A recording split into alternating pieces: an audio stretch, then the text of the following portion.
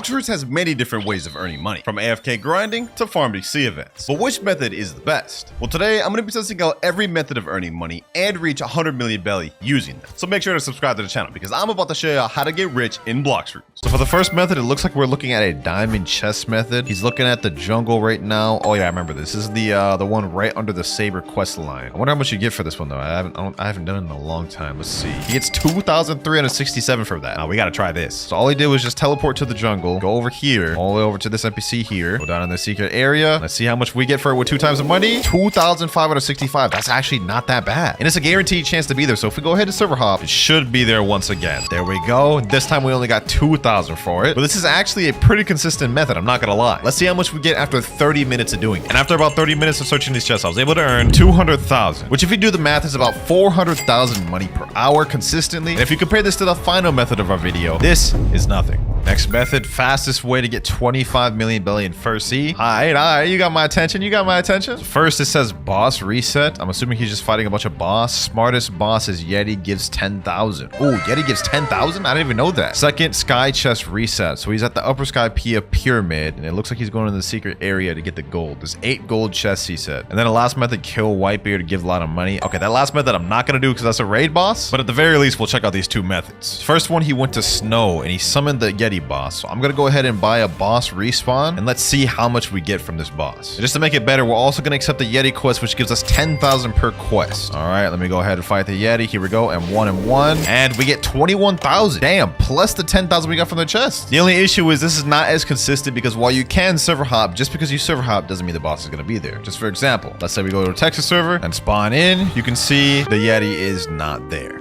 So let's see how consistent this next method is. So for this next one, we have to go to Upper Sky Pia, and then it'll be this pyramid you automatically teleport on. And if you go under it, there'll be a secret passageway, which you can break the wall, and inside of it, there will be 8 chests total. Now, I think each one of these gives anywhere between like 500 to 1,000. Like right here, we got 905, 1,048, 890. Oh, this is actually pretty good, bro. Like total, I think we got probably close to 18,000 just off that. We're at 234,000 right now. Let's do a couple more server hops and let's see where we're at.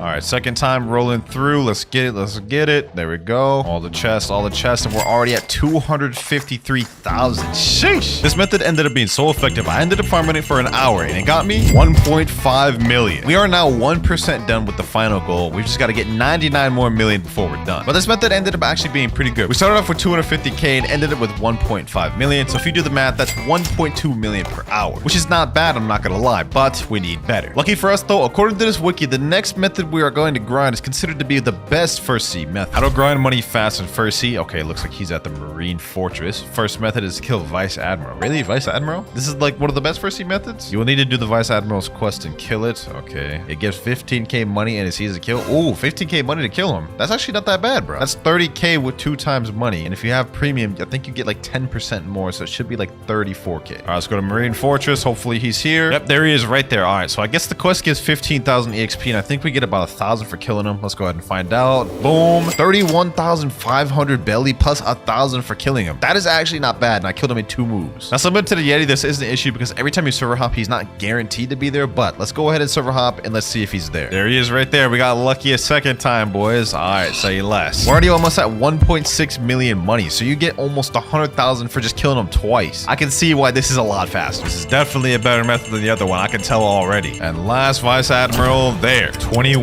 hours remain. We spent about 2 hours farming this guy, but I would say it was well worth it because we hit $10 million. 10% of the way there, and I must say this was honestly such a fire method. But we got to speed things up because if I don't hit 100 million before the timer runs out, I've got to give away 5 permanent kitsune. So it's time for the second sea methods, where everything from bosses, chests, and even NPCs gives slightly more money. How to get $10 million a day. Okay, you got my attention. This is a second sea method. Our first one, his step says go to Snow Mountain. Okay, go here. What's he doing? What type of method is this gonna be? Do Buddha glitch. Oh, is this gonna be like an AFK type of method where you just like stand there with an auto clicker? Yep. Okay. I like the way this sounds. It's like 3 a.m. right now anyway, so I could just put this on and then go to sleep. He says enjoy being rich at the end. Hey, I'll be the judge of that. All right, so we gotta teleport to snow. Then we gotta equip the Buddha fruit. Now he used the fighting style, but I'm gonna use a sword just to get extra AoE. And also I'm gonna stand right here instead of where he said because I believe this gives me better coverage. All right, it's time to pull out the auto clicker. Let's see if this works. Okay. Oh, I'm hitting both both NPCs at the same time. All right, that's not bad. 1,500, 1,800 money per NPC. Now we're at 10 million belly right now while I'm starting this method. And we've currently got 20 hours, 52 minutes remaining. I'm gonna let this run while I take a nap. And let's see how much money we get after a few hours. All right, ladies and gentlemen, it's been about 5-6 hours. I took a nap. We got 15 hours, 11 minutes remaining. For the amount of money we gained, it's actually quite disappointing. We're at 10.6 million. We literally gained 600K in like six hours. Crazy part about it is he said in the beginning how to get $10 million a day, but if I only got 600K in like 6 hours, times that by 4, and I would only have 2.4 million for the entire day. That is like the worst method. Even the one in first, he was better than that. Hopefully this next method's better. This guy says save your spawn on cursed ship 100,000 plus in less than 10 minutes. That's already like 10 times better than my current one. So it looks like this is going to be the cursed ship method. I believe there's like a ton of chests that spawn on cursed ship in all these rooms right here. Yeah, there should be a chest in like every room. They're gold chests too, so these actually give a decent amount. This looks like it's actually a solid one. So it looks like he's just going through all the rooms. Is it just these rooms right here? This will get you 17,000 to 20,000 each time you server hop. Ooh, okay, that's not bad. That's not bad. Got all those chests, and if you have 2 times money, I'm pretty sure it's even more maybe. Okay, so he goes on that room. He goes over to the other side of the room. Should be some chests over there behind the couch. Yep. Okay, that's not bad. That's not bad. With me having portal, this should be pretty easy too. Let's go ahead and check. Hopefully the chests are actually there. All right, looks like this chest is actually here. Okay, cool. Is the chest actually in this room? Yep, gold chest too. All right. Yo, this is actually not bad. And it should be here every time I server hop, I believe. Another one right there. We're getting like 2,000, like to 3,000 each one too. Another one here. Last but not least here. Wait, I forgot we got to go over to the other side of the room too. Get these chests over here. There's only one on this side behind this couch, and then there we're done. We'll go ahead and server hop. All right, we've just server hop. Let's see if all the chests are there this time. All right, we got this right here. Boom. Over here. Boom. Looks like the chests spawn there every single time, every time you server hop. So this is actually a really good method, boys. You could just spam this over and over and over again, and you could really earn even more depending on if you're faster the server hop or not. We got 15 hours flat on the clock. Let's do this method for 30 minutes and see how much we get. I've already done a bunch of server hops, probably like at least 50 server hops, and I'm not gonna lie, so far the progress has actually been pretty good, better than the video said it would be. Oh ho ho ho, you found a strange item in the chest? I was just doing a normal run, boys. We ended up getting a fist of darkness. So if we go ahead and go to the dark arena, we can spawn Darkbeard. And the amount of money I get from this raid will count towards the total amount of money for the farm method. I actually didn't expect to get a damn fist of darkness, bro. I'm kind of surprised. All right, let's go ahead and just pack up Darkbeard real quick. I need to hurry up and get as much damage as I can before people start showing up. I can see people showing up right now in the distance. Is that a max level player? Okay, hold on. I'll deal with him after this. Let me go ahead and just... Oh, he has V4 active. Okay. That's interesting. That is interesting right there. Okay, hold on. Let me just deal with this player right here. Boom. Let me get him. There we go. Oh my god, a kitsune? Oh, brother. I can't even just farm bosses anymore, boys. There we go. Boom. What the heck is going on here? Bro's using dragon? Oh, nah. I'm about to put an end to this. Whole thing, bro. Hold up. Boom. Last but not least, took care of that dragon user. Sheesh. Now I gotta take care of this kitsune, bro. There you go. Got the kitsune there. Now we can just focus on the bosses. I really had no reason to do that, but it was just annoying me how they kept hitting me with their moves, bro. Let's go ahead and just take care of Darkbeard here. Boom. And last but not least, there we go. We got 127,000 for killing him. Yo, that's fire. All right, with that boss out the way, let's go back to Haunted Ship and continue the farm. 14 hours, 30 minutes, 56 seconds left. We have enough time for one more run. Here we go. Last run here. Let's go ahead and get all the chests. This method actually ended up being quite a bit better than I initially thought it would be, especially with us getting a Fist of Darkness. That really helped us out. We got like 150K from that one boss. Here we go. Last chest right over here. There we go. 30 minutes are now up, and we got to 11.7 million money for the 30 minutes. So that puts this method at about 1 million per 30 minutes, 2 million per hour. Literally 10 times better than the other one, because I spent like 6 hours for the other one and only got 600K. Still though, with only 14 hours, 29 minutes remaining on the clock, this method is not going to be good enough. We got to get something better. Money farm if you just went to second sea. Looks like he's in the Kingdom of Rose right now. Is this going to be the hidden chest area thing? If so, I don't think this method is as good, but we're obviously here to test him out. Yep, looks like he's going to do the hidden wall thing. There's a hidden wall there that can be broken, and I think there's like 3 or 4 chests in there. I think these will give the same amount as the ones in Haunted Ship. They're gold chests. If so, this method's automatically worse, but I mean, it could be quicker though. Let's just test it out. All right, let's go spawn in. Boom. We spawned right over here, so that's actually pretty close to the spawn point. Break this wall, and wow. There's just no chest here. I guess this is not such of a hidden secret after all. Let's see. Is there a chest in here? No, that's 2 servers in a row there wasn't a chest. 3rd time's the charm. Let's try it one more time. There we go. Wall. Let's break it. There we go. We have chests. 2.8k from that one, 2.6k from that one, and 2.6k from that one. That means we get less than 8k per run, and it took us 3 tries just to even get the 1 run done. So I'm not gonna lie, I'm not gonna waste any time on this. Curse ship method is just 10 times better. So far, our 2 most effective methods have been either the curse ship method and by far the Vice Admiral method. But trust me, even both of those methods combined are still not better than the final method of the video. This next one's gonna be 2 methods from the same guy. Did you know that this farming method literally lets you get 5 million belly per hour? 5 million belly per hour? Okay, this is what I need. This is what I need, boys. Bounty hunting. So all bounty you have to do hunting. is find a wanted poster of somebody that you want to hunt, and you just click on the poster. Then you probably want to have some PvP-based fruit, probably like the awakened ghost fruit or the leopard. Wait, you can get money for bounty hunting? I didn't even know that. What the heck? But remember, this depends on how huge that player's bounty was. And the max bounties that pirates can have in the game is 30 million. You know what, boys? I think we just found a good method. So I did some research, and it turns out you have to be on the Marine side in order to accept wanted poster bounty. So we've got to hop on Marine. Now that we're on Marine, let's go ahead and look at the cafe. Here we got the wanted posters over here. What the hell is that avatar? Dead or alive, Jar Man Gunnels S8. Oh, we gotta accept this bounty. Click. There we go right here. Defeat Jar Man Gunnels 8. Let's see, where is he at? Hopefully he's out in the safe zone, and that man is not outside the safe zone. In fact, he is right here. I'm Alex 2K 50,000 for that. All right, say less. For this one, I'm gonna equip Shark Anchor and Portal. That way we have the quickest bounty hunting build possible. Let's also equip Pale Scarf. Here he is right here, boys. Here he is right here. I'm sorry, Alex. Player died recently. You can't attack them yet. Oh my gosh, boys. Why is the one poster even there if his bounty is off? Next one poster we have Spellsnika. There he is over there on Skull Island. What's good, Spellsnika? What's good? He ain't gonna know what hit you, bro. He was not about to know what hit you. Boom. All right, armor breaker.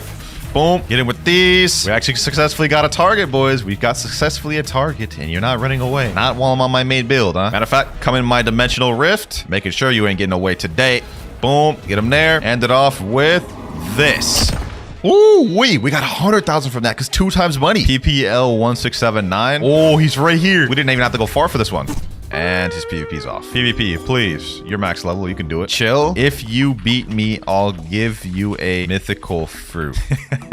Wait a minute. Aren't you a YouTuber? Yeah, I am. And you'll find out when you see this video why I wanted to kill you. It's this a vid? Yes, sir. Okay, then say less. Hey, man, that's one way to get him. Which technically I'm not lying, but now that he's here, let the fighting commence. All right, boom. There we go.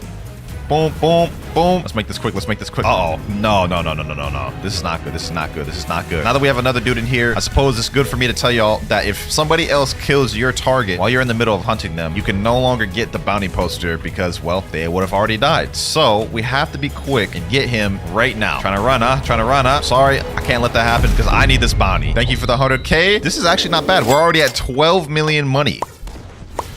And lastly, another guy here. That's about 30 minutes spent hunting wanted posters. And while this may be the most fun method for me, it's not the most effective because majority of times you go into a server, the person you try to get their wanted poster will be too level for you. And even if you do get a person, they'll probably be in safe zone like this guy right here. He did end up reaching 12.3 million though, which is about 500,000 for the 30 minutes I spent. Probably could get more if you went to 3rd Sea because you'd find more consistent and higher level players, but this is honestly not the best method. Next method. So next up we have raids. Raids are how you awaken your fruits, but you also get a huge amount of money on the side. And the best thing about raids is that you can trade in like the worst fruits in the games to start one, or you can buy them every 2 hours. Overall, depending on how difficult your raid is, it gives you a different amount of money, so it's best to choose one that's more for your skill level. When doing a raid, you should always be using the butter fruit. It makes raids extremely easy. This is actually really interesting, bro. I didn't even know you get money from raids. Like, I know you get fragments, but money? I didn't know. But he did say the more difficult the raid, the more money you get. So you know what I'm thinking, boys? I'm going straight for the dual raid, boys. Yes, sir. And let's see how much we get from one raid. Another thing I just thought about is you're gonna get money from the raid and also every NPC you kill, so this will be interesting. We're starting off at 12.4 million right now. We're getting about 217 to 250 money per NPC. So the NPCs actually don't really give you that much. All right, last NPC on the first island here. There we go. Second island now. Let's just quickly get through this. This right here is island 3 done. Now, final island available. In order to actually find out if this is an effective method, we kind of do have to test more than one raid because he said the harder the raid, the more money you get. We're about to find out if that's really true after all. All right, all we got is the boss left, boys. The final showdown. 1 and 1 and 1 and 1 and 1. There we go, boys. 3, 2, and boss is done. Oh, we got 100,000 for defeating him. Wait, that's it? Just 100,000? For the amount of time it took, because that was almost like 8 minutes. That's not worth it, man. That's not worth it. Only 13 hours, 44 minutes remaining, and we're only at 12 million money, not even half of the goal, and we've already almost used up half of the time. We really got to start kicking things into second gear. Otherwise, my wallet is about to be in so much pain.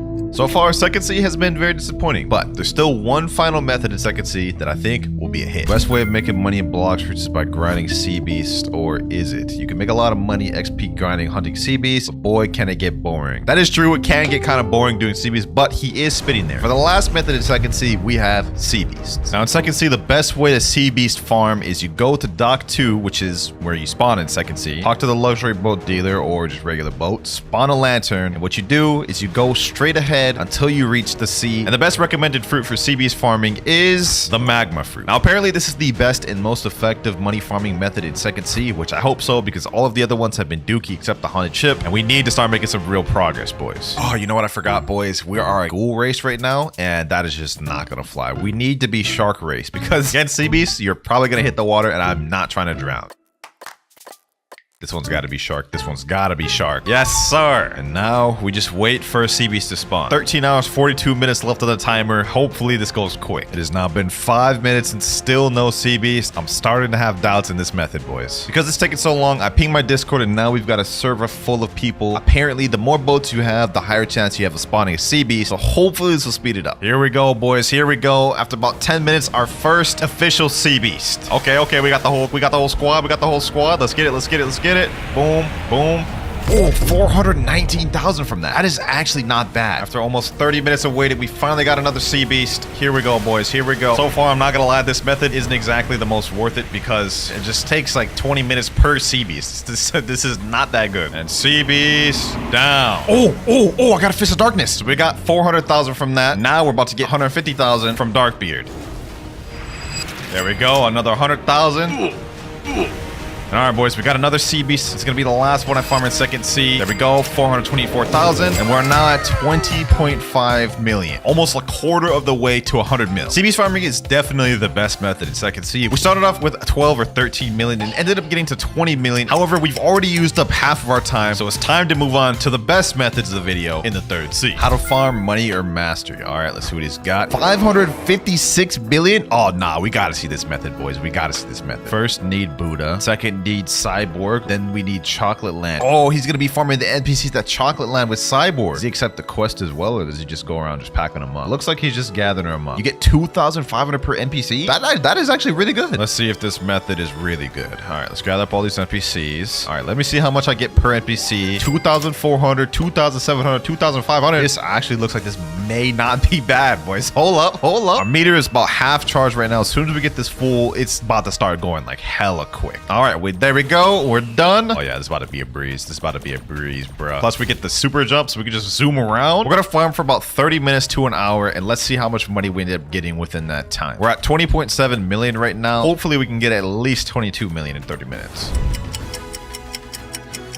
11 hours, 23 minutes remaining. It's been a little over 45 minutes, and we have just hit 25 million bellies, boys. This method is legit. That means you could easily get 5 to 7 million per hour. That is actually the best one so far of the video. It looks like we found our new #1 method, boys. But even as good as this method is, would you be surprised to know that this is still not better than the final method of the video? All right, next method. Secret chest areas you probably know in Blox Fruits. Looks like he's going to Haunted Castle. Oh, he's going to go to the top of the mast. Yep, the flagpole. There's going to be 3 diamond chests there. I think each of these give like 10k plus each. Yep, 9,000, 10,000, 9,000. And I guess that's his method right there. You just server hop and go to the mast every time. I'm gonna be honest, I don't think this is gonna top the Chocolate Land method just because, well, I mean, I just don't see how it's gonna do it. Especially since every time you server hop, you're gonna have to fly all the way up here, which is gonna take a little bit, and you only can get maximum 30k per server. This doesn't seem like it's gonna be better than the Chocolate Land, but let's do it a few times. Let's see what we get. So we're guaranteed to have a diamond chest up here. Yep, 3 diamond chests. Let's see what we get from this one. 12,000. Ooh, okay, that's not bad. 10,000 and 10,000 for that one. All right, so that's over 30,000 for that. Server hop though. This is the first server I've hopped in. This is a public server. Hopefully the chests are there. I don't think anyone would even go up to the top of here. And yep, they're right there. Okay, perfect.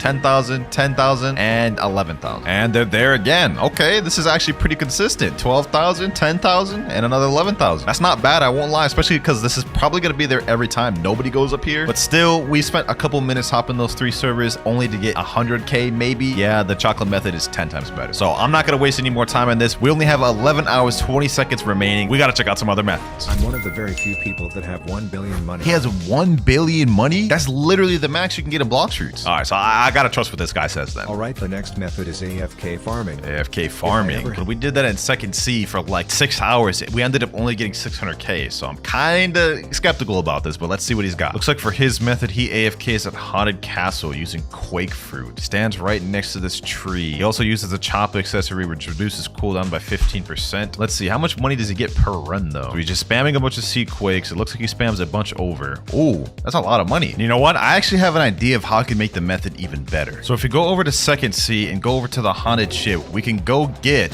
the ghoul race from this NPC here. With the ghoul race, we'll be able to go in V4, and then the cooldowns will be significantly reduced. And if we couple that with the chopper hat, we'll be able to use the sea quake a lot more. And now the premise is we use dual tsunami, and then since we have ghoul V3, we'll be able to use it even when it's at 40% cooldown. So we get to use it twice in the span of 1 full cooldown. So you guys can see dual tsunami is still on cooldown. I'm going to activate V3, and now I get to use it again right there. So this is going to go by a lot quicker. And I just realized I'm stupid. I have sword stats. Looks like it takes about 4 sea quakes total to kill an NPC. Let's see what we get now. Okay, 2200, 2200, 2200. That's not bad. That's not bad. Okay. For an AFK method, this isn't bad. This is almost as good as the Chocolate Land method. Obviously, it's a bit slower. Yep, all the NPCs dead here. We got probably like a good like 30k from that, which is not bad for an AFK method. I could see how this could be good if you're doing it overnight. However, we don't have overnight. We have less than 11 hours remaining, and I'm not gonna lie, this method is basically a worse version of the Chocolate Land method. Best way to farm money and mastery in third sea. All right, let's see what he got. Requirements, you have to have Longma boss unlocked. Okay, so I guess we're gonna be doing Longma boss farming. Okay, so he goes in the Longma room, gets the chest. Ooh, that's 4,000 per chest. Okay, 11,002 gives around 20k. Gives around 20k. Oh, for the chests, and then you kill the boss. Okay, how much do you even get for Longma? Let me see. Oh, 50k. So 20 plus 50k, 25k without game pass, 70k each run. You also get 1.5 million XP if you have 2 times mastery. Let's go ahead and try this out. I should have Longma spawn. I've been in the private server for quite a bit. Let's see. Yes, sir. There we go. Longma in here. All right, so you said to get all the chests. One, that's 4,900. It's 5,011. And then we have a diamond chest here, which is 11,000. All right, now we just pack up Longma. Hopefully they didn't nerf this boss because that video was pretty old. I swear if he doesn't get 50k.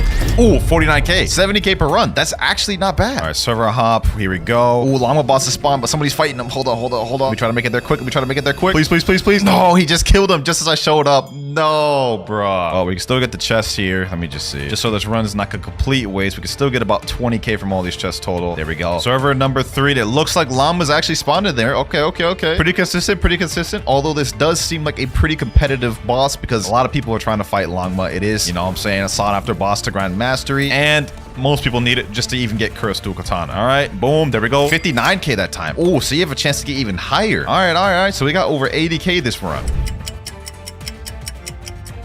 This method is not it. Half the time, he's not even here in the servers, and the amount of effort it takes to kill him and money you get is just not worth it. We got about 1 million for the 30 minutes I used on him though, so it's not bad, but I mean, it's just not comparable to the Chocolate Land method earlier. 10 hours, 27 minutes left. Is this even possible at this point, boys? All right, we got this clip here. Today, I'll be showing you the fastest way to get money in Blox Fruits. Yes, sir, that's what we're here for. Farming sea beasts is the easiest way to get money fast because you just have to AFK. Well, that's true, you do just have to AFK, but it took a long time for us to get sea beasts in second sea. However, I did hear that sea beasts spawn much quicker in third sea. But there's one more thing about third sea. Not only do sea beasts spawn more frequently, but we also have a chance of getting something called a rumbling waters, where 3 sea beasts will spawn at once. So you do the math. If we get 400k per sea beast, times that by 3, we're getting over a million per run almost. Now the best way to find rumbling waters is you have to go to Tiki Outpost, go over to this backside here, spawn a boat of your choice. I'm gonna go with the Miracle. And then you have to set out to sail and go to a danger level 4 or 5 for the highest chance to get a rumbling waters. Here we go. We got a sea beast here. First sea beast in here. In second sea, we got about 400k per sea beast. Let's see, does it give more here? There we go, 424,000. Okay, so they actually give around the same amount, which is cool. Because if we get a rumbling waters, that means we're gonna get like 1.2 million per rumbling. All right, boys, we actually end up getting a Terror Shark here. Let's see if this thing is even worth fighting, because this thing is kind of hella difficult to fight. 30,000 health left. How much money do we get from this thing? Come on, there we go. And 56,000, not really worth it. Got it, boys. We got a rumbling waters. It's kind of hard to see right now, but you guys can see the 2 sea beasts right here. We got it in a danger 6. I can't even see anything right now, bro. This is definitely hard to fight, but now was the time. We're at 28.5 million right now. Let's see how much we get. There we go. 369, 411K. Let's get this one here. Oh my God, boys. Oh my God. We're already at 29.2. This is insane. 400,000. We literally got over $1 million from that. We started off at 28.5. We're at 29.7. Rumbling Waters is the way, boys. Rumbling Waters is the way. We may actually have a chance to get to 100 million. Another Rumbling Waters? Hold up, boys. Hold up. This is crazy. This is crazy. 2 Rumbling Waters back to back is crazy. We got this, boys. We got this. There we go, 400,000 for that. Can't even see a damn thing, but I'm trying. Another 400,000, another 380,000. We're at 30.9. Only 9 hours and 50 minutes remaining, but we're at 31 million. And the rate we've been gaining money with the Rumbling Waters, I actually have hope. All right, boys, it's been about 2 hours. We're at 49 million right now. We got another Rumbling Waters. Last CB's here. After we do this one, we will be at 50 million. There we go, boys. 50 million. We have unlocked the title of the richest in the world. And now we are 50% of the way done. Still have 8 hours, 55 minutes remaining. We've been actually like zooming through this, boys. Let's keep this pace up. Got another Rumbling Waters right here, boys. And we just hit 72 million bellies. We still got 7 hours, 36 minutes remaining. I think we have this one in the bag, boys. We are almost there. We have 30 million left. Another CB's here.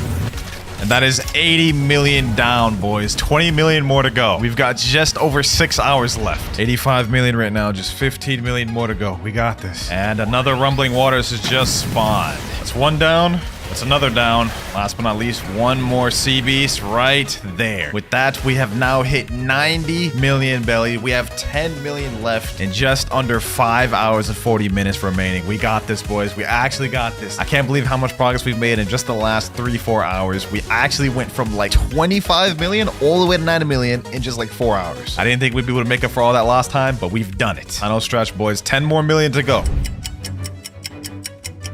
Ladies and gentlemen, only 4 hours and 11 minutes remaining. And we are now on our final sea beast of the video. 24 hours straight of grinding. We actually cut it so close, a lot closer than I thought we would, bro. I did not think we would be able to do it. But with this sea beast here, we are going to hit 100 million. There we go, ladies and gentlemen. 100,158,658 money in just 24 hours. So all you've got to do to get aimbot is go to settings, change full screen to windowed, pull out the buddy sword, and all you have to do is when you want to hit somebody, hold the buddy sword X move, right click the window at the top, and let it go. You can see even though the target was moving, it hit where his hitbox used to be, basically giving you aimbot. Now that there was just one of the 39 more insane glitches that we have to test. And trust me, the last one is crazy. For glitch number 2, we have a slingshot glitch. And for this one, you need 2 people, so I've got my boy, the glitch master, Fulgurus. So what I have to do is I have to go in the air and hold Curse to Katana X down. And what he's going to do is go in the air and hold Yama X down, and it's going to fling shot me right there. You guys can see right there. Pretty weird glitch, but it's also interesting. Now, if you thought that was cool, I think you're really going to like this one. For number 3, we have an E-Claw fling glitch. So for this glitch, you obviously need E-Claw equipped. And then the next step is you need to go to settings and put your full screen to windowed once again. Then what you need to do is hold E-Claw X, go up to the top,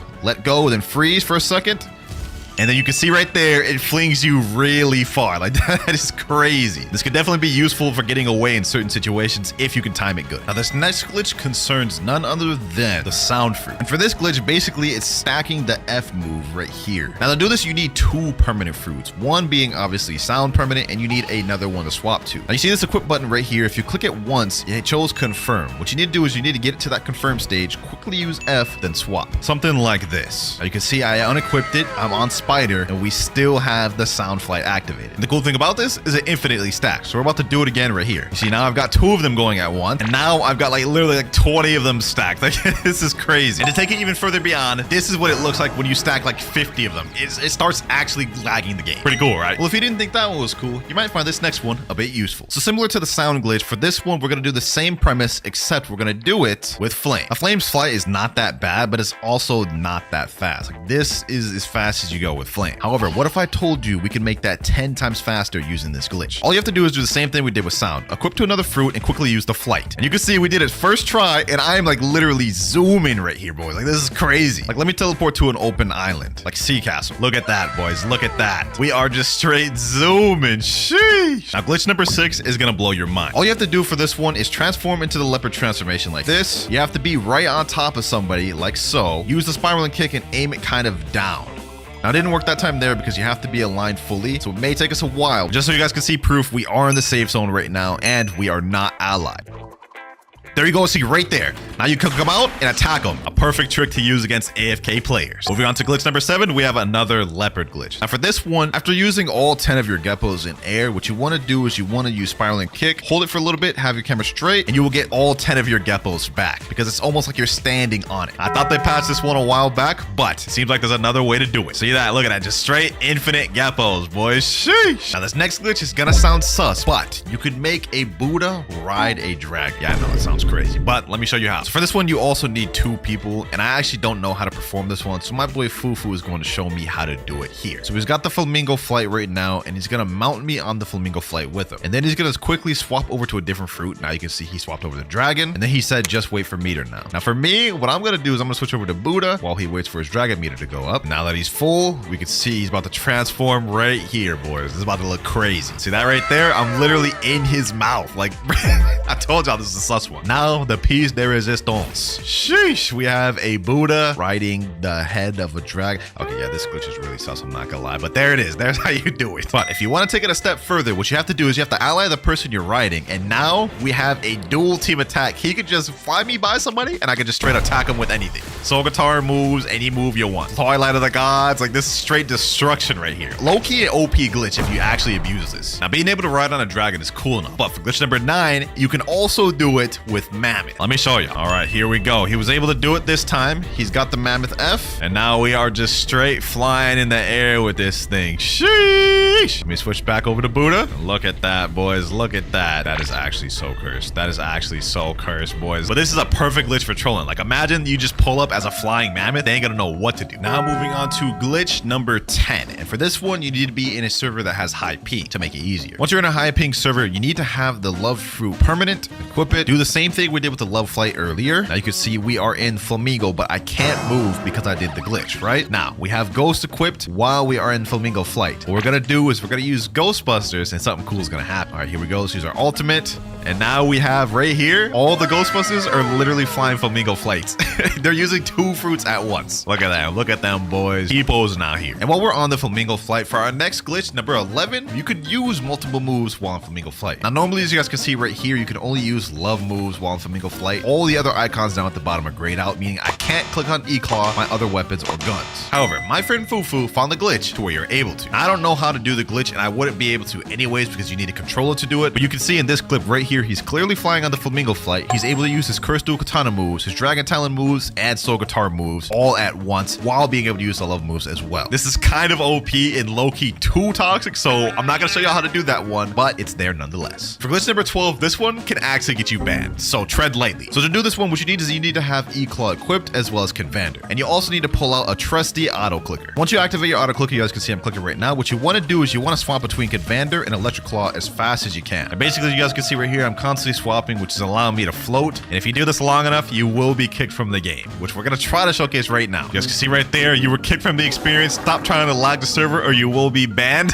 That's crazy. Useless glitch, but it's honestly cool to see that this actually could get you banned. Moving on though, for glitch number 13, we have another aimbot glitch. So you remember earlier in the video where I did it with the buddy sword? Well, there's actually more things you can use it with. In this case, we're gonna be using the spider fruit. And in order for this to work, you need to have the C move unawakened. So it's gotta be overheated sniper instead of the awakened version. And obviously, same as the buddy sword, you need to have the full screen set to windowed. So we've got a moving target now. Let's see how this works. All right, overheated sniper. Boom. There you guys go. He hit him even though he was moving. Now, glitch number 14 is a bit of a goofy one. Now, to do this, you need pole V1. And what you gotta do is you have to equip and unequip pole V1 while doing lightning rain real quick. So we're gonna try to time it over here. Unequip. Lightning rain. Okay, I wasn't able to time it that time. Let's try it one more time. We have to unequip and press X right at the same time. Okay, this time my character got stuck, which means I need to reset, try again. But you know what they say, boys? Third time's a charm. I asked him in chat. He says you have to unequip first, then press the move really quick. So we're gonna try it one more time. Let's see how it goes. All right. There we go. I got it. So once you're in this pose right here after unequipping it, this is where it begins. You can see my hands up right now. So if I were to pull out something like a fruit, you can see the fruit is just spinning, bro. Same thing if I pull out a gun. My gun is literally just swinging it around town right now, bro. So yeah, like I said, this one is definitely a more goofy one. Hold on. What if I try this with like the kitsune fruit, bro? I wonder how that looks. That's funny as hell, bro. Oh, you know what fruit I gotta do it with, boys? I gotta do it for the memes. Spin fruit, spinning. Sheesh, bro. Who would have thought, man? This actually might be one of my favorite glitches. This is just funny. Very hard to time, though. Now, this next one is not so much of a glitch, but an interesting fact. So we all know what mastery does in this game. The higher mastery you have on an item, weapon, fighting style, or fruit, the more damage you deal. But what if I told you it wasn't that simple? This is gonna sound confusing, and I don't know if this is a glitch, but the mastery doesn't depend on the attack you're using, but it depends on what weapon you're holding. So let me give you an example. On my soul guitar, I have 385 mastery. So if I do an M1 on somebody while holding the soul guitar, it does 1,065 damage. However, if I tab out of soul guitar as the M1's going, look at the damage now. M1 on tab out, it only does 854. And the same thing applies for moves. If I use soul guitar X and hold soul guitar X the entire time, you guys can see the damage is a lot. I mean, that's almost 4,000 damage. Now let's do that same move, but this time I'll stop holding soul guitar in the middle of the move. You'll see right here, now the damage is much less. So the mastery scaling doesn't just apply to the attack in general, it only applies if you're holding out the weapon, fighting style, or fruit while the attack's going on. But glitch number 16 gets a little more interesting if you ask me. So once again, for this one, you need two different people, one person with the spiky trident and one person with Phoenix. In this case, I'm going to be the Phoenix. So what the Phoenix user needs to do is transform into blazing plumage. Now what we need to do is we need to go by the ocean to the guy that has a spiky trident, look down, and hold Phoenix X. Now, you guys can see right there, when he uses spiky trident X, it glitches you, pushes you through the map. It just goes crazy. And depending on what angle you're at, it can actually react differently. Like in this clip of my friend doing it here, you guys can see it actually teleported him to the water instead of teleporting to the land like it did for us. But if you didn't think that Phoenix glitch was interesting, I've got another one for you. So with this glitch, you'll be able to use the Phoenix transformation moves without even having to be in the transformation itself. And it's honestly really simple. All you've got to do is pull out a smoke fruit. You guys can see it's in my backpack. And as soon as you press blazing plumage, you pull out the smoke fruit. You guys can see here, now I am invisible. And as you guys can see, we have literally all of the awakened moveset right here. Flame Exodus. This is the awakened one, right? M1. We have Swift Flight right here, which is an awakened moveset, and I'm not even in transformation. Only caveat though is if you use cremation flames, it'll put you in transformation and deactivate it. Definitely a good glitch to troll people with. Moving on though, for glitch number 18, we have a way to glitch boats on land. All you need for this is to have the barrier fruit. I have it right here, so let's go ahead and equip. What you need to do is you need to use the X move while sitting at the same time to glitch the boat on land. So we're gonna try to time this as good as we can. Let's see. Here we go. Let's do it right here. There we go. We got the boat glitched on land. So you have to kind of sit first, jump, and then you have to aim it right there. However, this isn't the best place to do it. So we're gonna go to Sea Castle so you guys can see a better demonstration. Here we go. We got the miracle boat. I'm gonna have my boy Fufu do it since he's more consistent at it. And then you guys can see right there, he got the boat on land. And this thing is buggy as hell. Like, hold on, let me just try to ride this thing. It is about to be buggy as hell, boys. And you can keep doing this glitch to get it even higher and higher and get the boat basically wherever you want it. Only problem is when you get it on land, it starts doing this. Like what the hell is bro doing? And while we're on the topic of boats, this next glitch actually lets you fly a boat. Now to do this one is super easy. All you got to do is just spawn the boat, go in Phoenix Flight, and try to sit as you activate the Phoenix Flight. You can see my boy Fufu is doing it right now. May take a few tries, you may get flung a few times, but once you get it, you'll be flying pretty. Here he goes, he's about to do it right now. It's all about the timing. You got to sit and use the flight at the same time. There he goes right there. Now we have a flying boat. Look at that. You can roll up on people in the air. Like, look at this, bro. Sheesh. Drive-by. You can do drive-bys in this game, man. Honestly, a crazy glitch. But if by chance you didn't think that was crazy, let me show you what you can do with this. This next one allows you to scoop players out of safe zone with the flight boat glitch. So just to show y'all guys, I'm in combat right now. I'm gonna reset so we can be in safe zone. Say you're an AFK player just standing right here, right? He's gonna swoop me up out of safe zone. All he's gotta do is just position the boat like this, and it literally puts you in there, and they can just put you out of safe zone and kill you like this. But moving on to glitch number 21, this one is gonna be game changing. So we all know about Admiral Uzoth and his ability to use OP fun, which basically makes it to where you have no cooldowns and can spam abilities constantly. But what if I told you that there was a glitch that grants you OP fun? Well, kind of. So in order to do this, you need to leave a game and rejoin to a brand new server. Now the timing is kind of hard for this, so you may have to do this multiple times. But once you join a server, what you have to do is you have to go to items, go all the way down to the GT sword, and before you click equip, quickly tab in and tab out of the number where your sword is on the hotbar. So it should go something like this, like that. How you know you did it correctly is the weapon down below will be highlighted blue, but there will be no HUD or UI on the right. Now to demonstrate this ability, you guys can see right here, GTX, I'm able to spam it multiple times over, basically giving me OP fun, boys. You can also do this with the first move, except it's just kind of like a visual bug. Now this is cool and all being able to use OP fun with GT, but I bet you didn't know that there are multiple other weapons you can use this with, but we'll get into those later. Now this next glitch is dangerous. So we all know this dome move right here, piecing clothesline. What if I told you there was a glitch to where you can escape it? Now to activate this glitch, all you've got to do is go to settings and make sure you're on Windows mode. mode. Now, I'm gonna tell him, hit me with it again. This time when he uses it, I'm going to freeze right here, right before it ends. I'm gonna freeze. That way I can escape from it and he's not able to combo extend, just like you guys saw right there. This is honestly like a dough neutralizer, which is crazy. I hope this doesn't get patched soon because I just may have used this one myself. Glitch number 23 isn't as useful as the other one, but it's still good for trolling. So if you use a control area and hit someone with a gamma rush and then leave the game as soon as the gamma rush hits, then rejoin, you guys will see once we rejoin the server, he is now stuck in this place. Man, just gotta sit there and take it. Yes, sir. Ain't no escaping this shit. Hold on, pause. He said, all right, bro.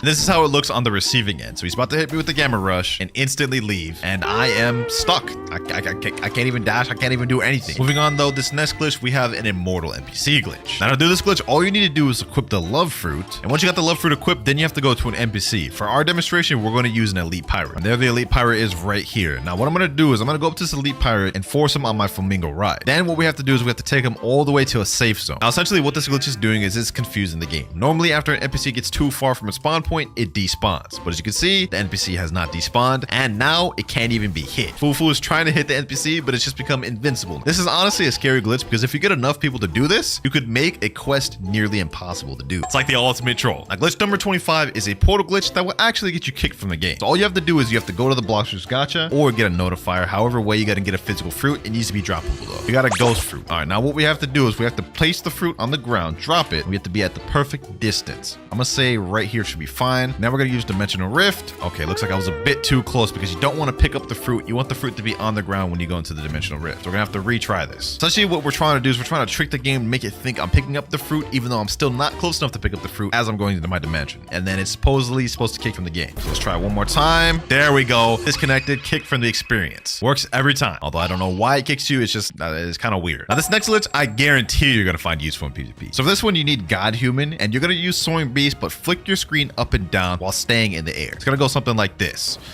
And while you do that, you have increased momentum. You guys can see right here, I was able to go a crazy amount of distance by doing that. Whereas if you just did the God Human Soaring Beast normally, you would only be able to have minimal distance gain. Hey, remember that OP fun glitch I did with GTA earlier, right? And you remember me saying you could do it with other weapons. Well, what if I told you you could do it with one of the best weapons in the game, Dark Blade? So similar to how we did it with GTA, you have to join the game on a fresh server, click on Dark Blade, quickly double tap the hotbar number your sword is at, like this. You guys can see we did it perfectly first try. It's highlighted and we have no HUD. Now this one's not as useful as the GTA one. Like you could literally abuse the GTA one and get momentum. This one is just kind of more visual. Like it just looks like you're doing the dark air slash over and over and over again, which you can still use to troll people, but it's not as cool as GTA in my opinion. However, don't worry, there's still one more weapon that we can do OP fun with that I think is cooler than how it looks with the Dark Blade. Now that OP fun Dark Blade glitch wasn't that useful, but I guarantee this one will be, because for glitch number 28, we have the super jump glitch. Now to do this, all you have to do is go to settings, change your movement mode from default all the way to click to move. Now what you need to do is right click, and whenever you right click, you guys can see it'll move where your cursor is. What you need to do is you need to jump and right click at the same time, then press dash, and it'll fling you forward. This is useful because I see a lot of people personally using this in PvP to like run away, avoid attacks, catch up to people, whatever. Like if you get really smooth at it, you'll be able to do it consistently.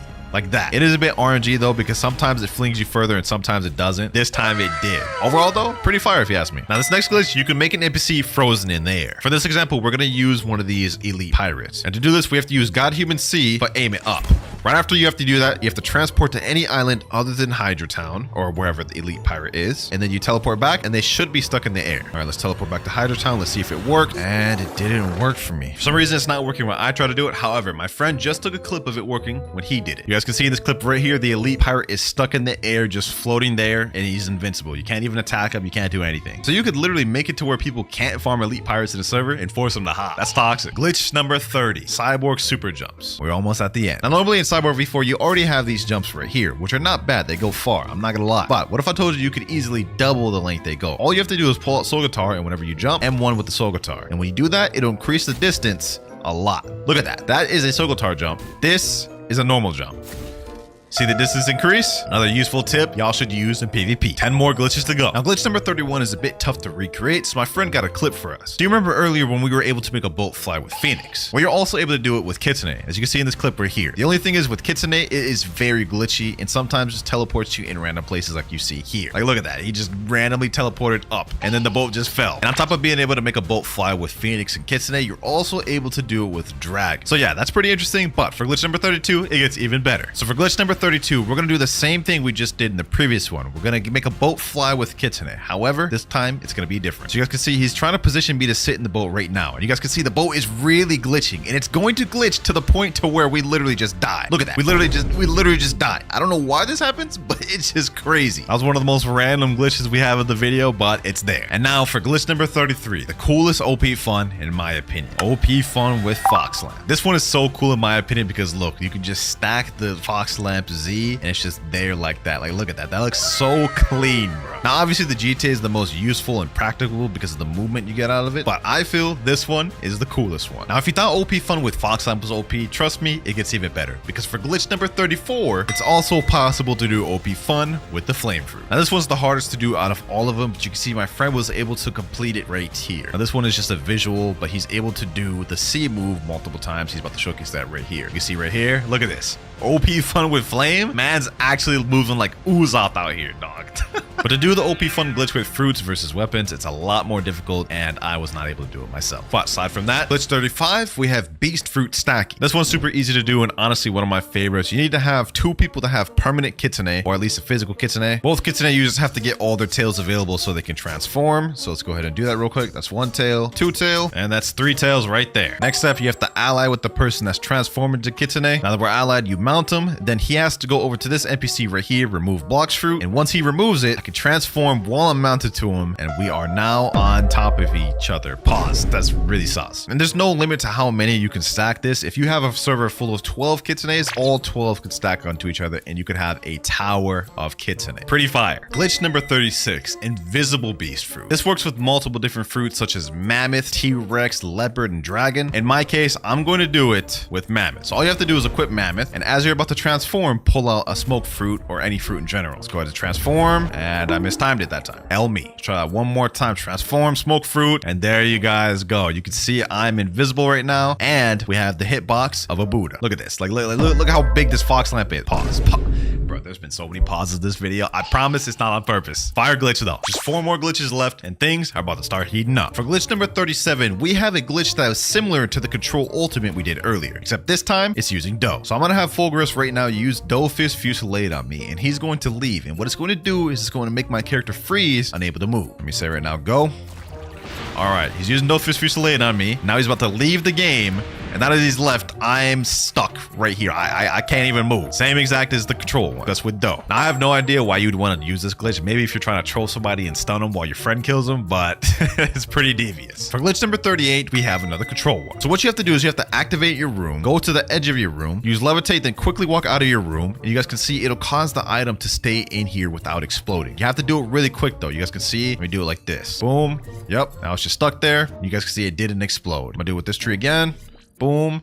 Didn't explode. It's just stuck there. So that's a pretty cool control glitch you can use to just kind of destroy their map and just troll a little bit. Glitch number 39, we have the invincibility glitch. This one's gonna be fire. Now to do this glitch, what you need to do is go in a raid. My friend Fufu is about to start it right now. He's saying in chat, basically we do any raid, and at last island you equip flame and don't exit awaken room normally. You TP out of it and teleport to surface, and then you become immortal. So to do this, we've got to complete an entire raid. Let's go ahead and just speed run this thing. Island 1 done there, and now final island available. We go ahead and switch over to flame right now. Now all we need to do is just complete the raid. Last NPC there. There we go. We're teleporting into the room right now. Now we need to glitch out of it. Can't talk to the NPC. We gotta try to find the correct area to glitch through the wall. I think it's right over here. Or is it right over here? I don't remember where. Let's try it here. Yep, there we go. Now that we're out of the room, we have to teleport above the land by going like right over here. There we go. And now that we're above land, we are invincible. Just to prove it to you, I'm gonna have my friend try to attack me. He won't be able to. Here we are right here. Let's see if my friend can attack me. Nope, can't do anything. Can't do anything. He has hockey on and everything. I don't even need my Ken. Like, this is so OP of a glitch, boys. Can we fight NPCs though? Oh, we can fight NPCs. So this seems like a fire glitch if you ask me. It makes you impervious to players. You can't be attacked by players, and you can still farm. Low-key, you could just use this glitch as a shield for grinding if you're low level. But with that glitch out the way, ladies and gentlemen, we move on to the final glitch of the video, the 40th one. And trust me, this one is literally game breaking. Now for this one, I'm not going to show how to do it, because when I say it's game breaking, I literally mean it. But if you look behind me, my friend right now is destroying the buildings permanently in the game. Like, these buildings are permanently like like this. They're not going to respawn. You could mess up the entire map like this if you chose. It's honestly insane. All right, hold on. Let's just have some fun with this. He's got a bunch of these little buildings out. Let's transform to mammoth and just start messing around with these things. Like, look at this. You could just like play like this a sandbox game with these buildings, bro. This is crazy. Like, bro, look at just the straight havoc we're causing. We're like literally messing up the entire map. Just all types of buildings everywhere. And this isn't even the worst. Like, look at Cafe. All these buildings just chilling everywhere. You can't tell me this glitch ain't insane. I wasn't joking when I said it was game breaking. We're starting with the rocket fruit. Now, the rocket fruit is interesting because it didn't used to be called the rocket fruit at all. In fact, it used to be called the kilo fruit. And it wasn't until update 20 where the kilo fruit got removed from the game and replaced by the rocket fruit. Now, if we eat the rocket fruit, we're going to find out 2 more interesting facts about it. First one being that this is the cheapest fruit in the game that you can get that has a flight ability, which is obvious since it's the first fruit you can even get in the game. And while we're on the topic of flights, the rocket blast off flight is actually the fastest flight out of any common fruit in the game. Another cool fact about the rocket fruit is if you go to the doghouse in Second Sea and talk to this NPC Wenlock, you will see it'll allow you to buy a physical rocket for 97 Robux, which is an absolute scam, but it's cool because this makes rocket the only physical fruit you can buy from an NPC in the entire game. Now, those are just a few of some of the many more fruit facts we're going to be going over in this video, and some of the ones later on in the video just might surprise you. But up next, we have the spin fruit. Now, one interesting fact about this fruit is if you go in the Blox Fruits shop, this fruit, along with rocket, will always be in stock no matter what. And just to prove it to you, you guys can see rocket and spin are in stock right now, and the fruit is about to renew in 8 seconds. 3, 2, 1, and renew. And if we refresh the Blox Fruits dealer, you can see they're both still in stock. Another interesting fact about the spin fruit is in update 20, it actually got a revamp, making the moves look a lot better visually and some of the moves even better. But if you teleport to the Great Tree in 3rd Sea and go over to these rear admirals, you will see they use the old unreworked version of spin. All you have to do is go a little bit of distance from them and you'll see they'll use the spin move, just like that. That is how the spin cyclone used to look. Now, our next facts is about the chop fruit. Now, when you eat the chop fruit, we all know that it allows you to be immune to sword damage. You guys can see I'm dodging these swords as if I were a Logia. And even more interesting, chop fruit still can't be hit by swords even if they have armament hockey, unlike elementals that can be hit while they have armament. But despite chop being immune to swords, this does not work on bosses. As you have to see here, we are taking massive damage from this boss. So don't think the chop's gonna make you immune to bosses. Another interesting fact about the chop fruit is that it is the only fruit other than rocket to have a flight move be its ultimate. And it takes 80 mastery to unlock the flight, making it the 2nd highest mastery flight requirement move in the game. And now we move on to this fruit.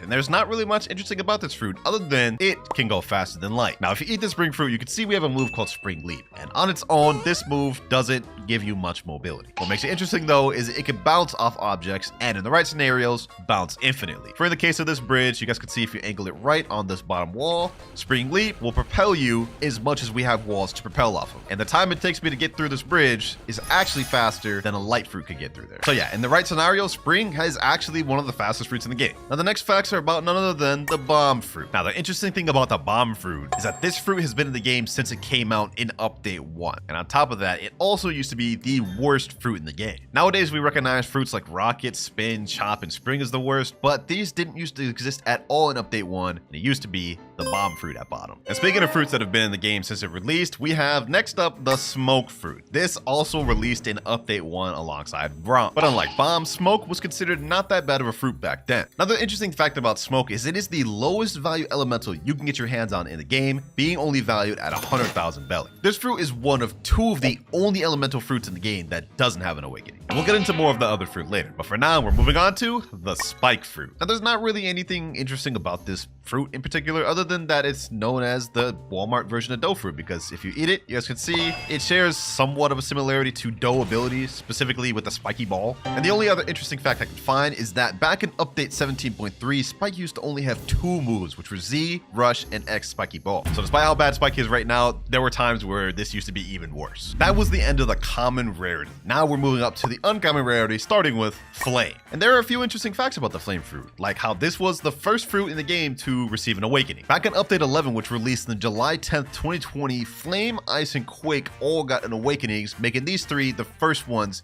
of the game. Flame fruit is also only valued at 250,000 Beli, which makes this the cheapest fruit with awakening that you can obtain in the game. Another thing about the flame fruit that's interesting is if you eat it and walk on lava, this doesn't grant you any immunity to lava, despite the fact being made of fire. Kind of interesting. But you know what's not interesting? This fruit right here, the falcon fruit. Now with the falcon fruit, many may not know this, but activating plumage actually increases your double jump height. For example, if I deactivate the wings and jump, you guys can see I only go this high on this doorway. Reactivate the wings though, double jump, you guys can see I go significantly further. Another cool fact is that if you activate the wings and switch over to another fruit while permanent, the wings will stay there, which is kind of a boring fact, but it's there. Now the value of the falcon fruit is also only 300,000 Beli, which makes this effectively the first and cheapest beast fruit you can get in the game. Ice fruit next, which is kind of fitting because we are next to igloos. Now one cool fact about the ice fruit is it actually has the shortest letter name out of any fruit in the game, ice only being 3, whereas every other fruit in the game has more than 3, 4 being minimum. Another cool thing about the ice fruit is this ice trident right here doesn't get coated fully when you activate hockey. It only gets highlighted by the color of your hockey. This is a unique feature as every weapon in the game gets coated fully depending on if you're using hockey or not. Now you guys probably knew these two, but I guarantee you this next one, some of you may not know. This is the sand fruit, and it is one of the only fruits in the game that has a natural weakness passive. So if you were to eat the sand fruit and take a dip in the water, you will die twice as fast to water damage than any other devil fruit in the game. Now a good amount of you probably knew that, but I guarantee you didn't know this one. Desert Blade, when it awakens, increases range depending on the mastery you have for sand. And this is also true for sand coffin. The higher mastery you have, the longer range they go. So for all you sand mains, I recommend getting your thing to 600 mastery. Now these next facts, we're going to be going over the dark fruit. Dark has 5 different moves, one of them being called Ghastly Step, which is actually a teleportation flash step like ability. The only interesting thing about this though is the maximum range of this ability is less than a flash step significantly. This is the maximum range of Ghastly Step. You guys can see we didn't go that far. However, if we start from the same distance, you guys can see we can flash step much further. It's a bit of a trade-off, however, because even though the distance doesn't go that far, you can use it in the air. Another cool fact about this fruit is it gives you Logia dodges in the game, despite the fact that the user Blackbeard in the anime specifically has no Logia dodges. In fact, he takes double damage to physical attacks. Most likely they did that to copyright, which I respect, but moving on to the next one, we have the diamond fruit. Now there is only one really interesting fact about this fruit in the game, and it's pretty obvious. This move down here, Solar Flare, is the only move in the entire game of Blox Fruits that blinds players for several seconds. And that's it. There's nothing else unique or interesting about diamond. Now you remember how earlier we talked about how Flame was the first batch of fruits to get an awakening in Blox Fruits? Well, the light fruit was actually the second batch. In update 12, which was a Halloween update, and the update after Flame got added, we also got the Light Awakening, paired up with the Dark Fruit, making the Light Fruit one of the earliest fruits in the game to get an awakening. Another interesting but weird fact about the Light Fruit is if you do a friendly 1v1, for example, like at the Coliseum, and lose that friendly 1v1, for some reason, the Light Spear will just disappear. You guys can see Light is tapped in right now, but the spear just doesn't show up. The only way to get it to come back is if you reset. You guys can see now it's back. And on top of that, you remember how the ice trident didn't get coated by hockey earlier? Well, the light one does. If we press J, you can see the entire thing becomes black and coated in hockey, which makes me wonder why they didn't make it like that for the ice fruit. Maybe it's a visual glitch, maybe it was on purpose, who knows. But what I do know is that this next fruit holds a record that no other fruit could beat in the game. Now we already know how Rubber is immune to Rumble. I got my ult right here and he has Rubber equipped. You guys can see no matter what I do, none of these Rumble moves will hit him or even stun him. However, this does not stand true for Pole V1 and Pole V2 because if I equip those and use the moves, you guys can see he now can be attacked and stunned. Another thing players also know is that Rubber is immune to guns. So if you try to use Kabucha, Serpent Bow, or Soul Guitar moves, it won't do anything. However, you may be interested to know that even though they can't take damage, they still get stunned. You can see the move stunned them and pushed them up. So even though they don't get damage from Soul Guitar, you can still use the stun to start a combo. Now you may have knew all those facts about Rubber, but I guarantee you some of you didn't know this. If you equip the electric fighting style and try to use moves on Rubber, it's completely immune to this fighting style. However, despite the fact that it's immune to electric, it is not immune to electric claw. Now as for that record I talked about earlier, Rubber in the game holds the record for the most immunities out of any fruit in the game, and I don't think any other fruit will end up beating that. And the last interesting fact about Rubber is Rubber is the only fruit in the game to have an M1 before you even have any moves at all. You guys can see my mastery is only 1 mastery on Rubber. We have no moves, but we have an M1. It's the only fruit to be able to do that. So we actually had a lot of facts with the Rubber fruit, but I'll tell you what, this next one doesn't. The Barrier fruit. Nothing really interesting about this fruit. I couldn't even find any interesting or unique facts about it other than one. Barrier Wall doesn't block any moves whatsoever. So if we throw that move out, walk up to it like this, go on my alt account and throw a move out, you guys can see we still get hit by the move. The wall doesn't do anything. Moves just go straight through it. Now, unlike Barrier, the Ghost Fruit actually has some interesting facts. For starters, this didn't used to be called the Ghost Fruit at all. In fact, a few updates ago, this used to be called the Revived Fruit. This fruit completely replaced the Revived Fruit, though, getting a brand new rework, completely new movesets, and even a change in rarity. The Ghost Fruit we know now is worth 940,000 Beli and is in the rare category. However, the old Revived Fruit used to be 550,000 50,000 belly and used to be an uncommon, which actually makes this one of the very few fruits in the game to actually get a rarity increase. Next up though, we have the magma fruit. This fruit holds the title for highest damage dealing fruit in the game. However, what if I told you that that wasn't true and that a fruit exists that deals even more damage than the magma fruit, which we'll get more into later, but we still have some more interesting facts about the magma fruit. One of which being that the flight move of magma Beast Ride can't actually be interrupted. And just to prove this to you guys, I'm gonna go attack this boss right here, get him aggro to me, then I'm gonna activate Beast Ride, and any amount of damage this guy does to me will not deactivate my Beast Ride.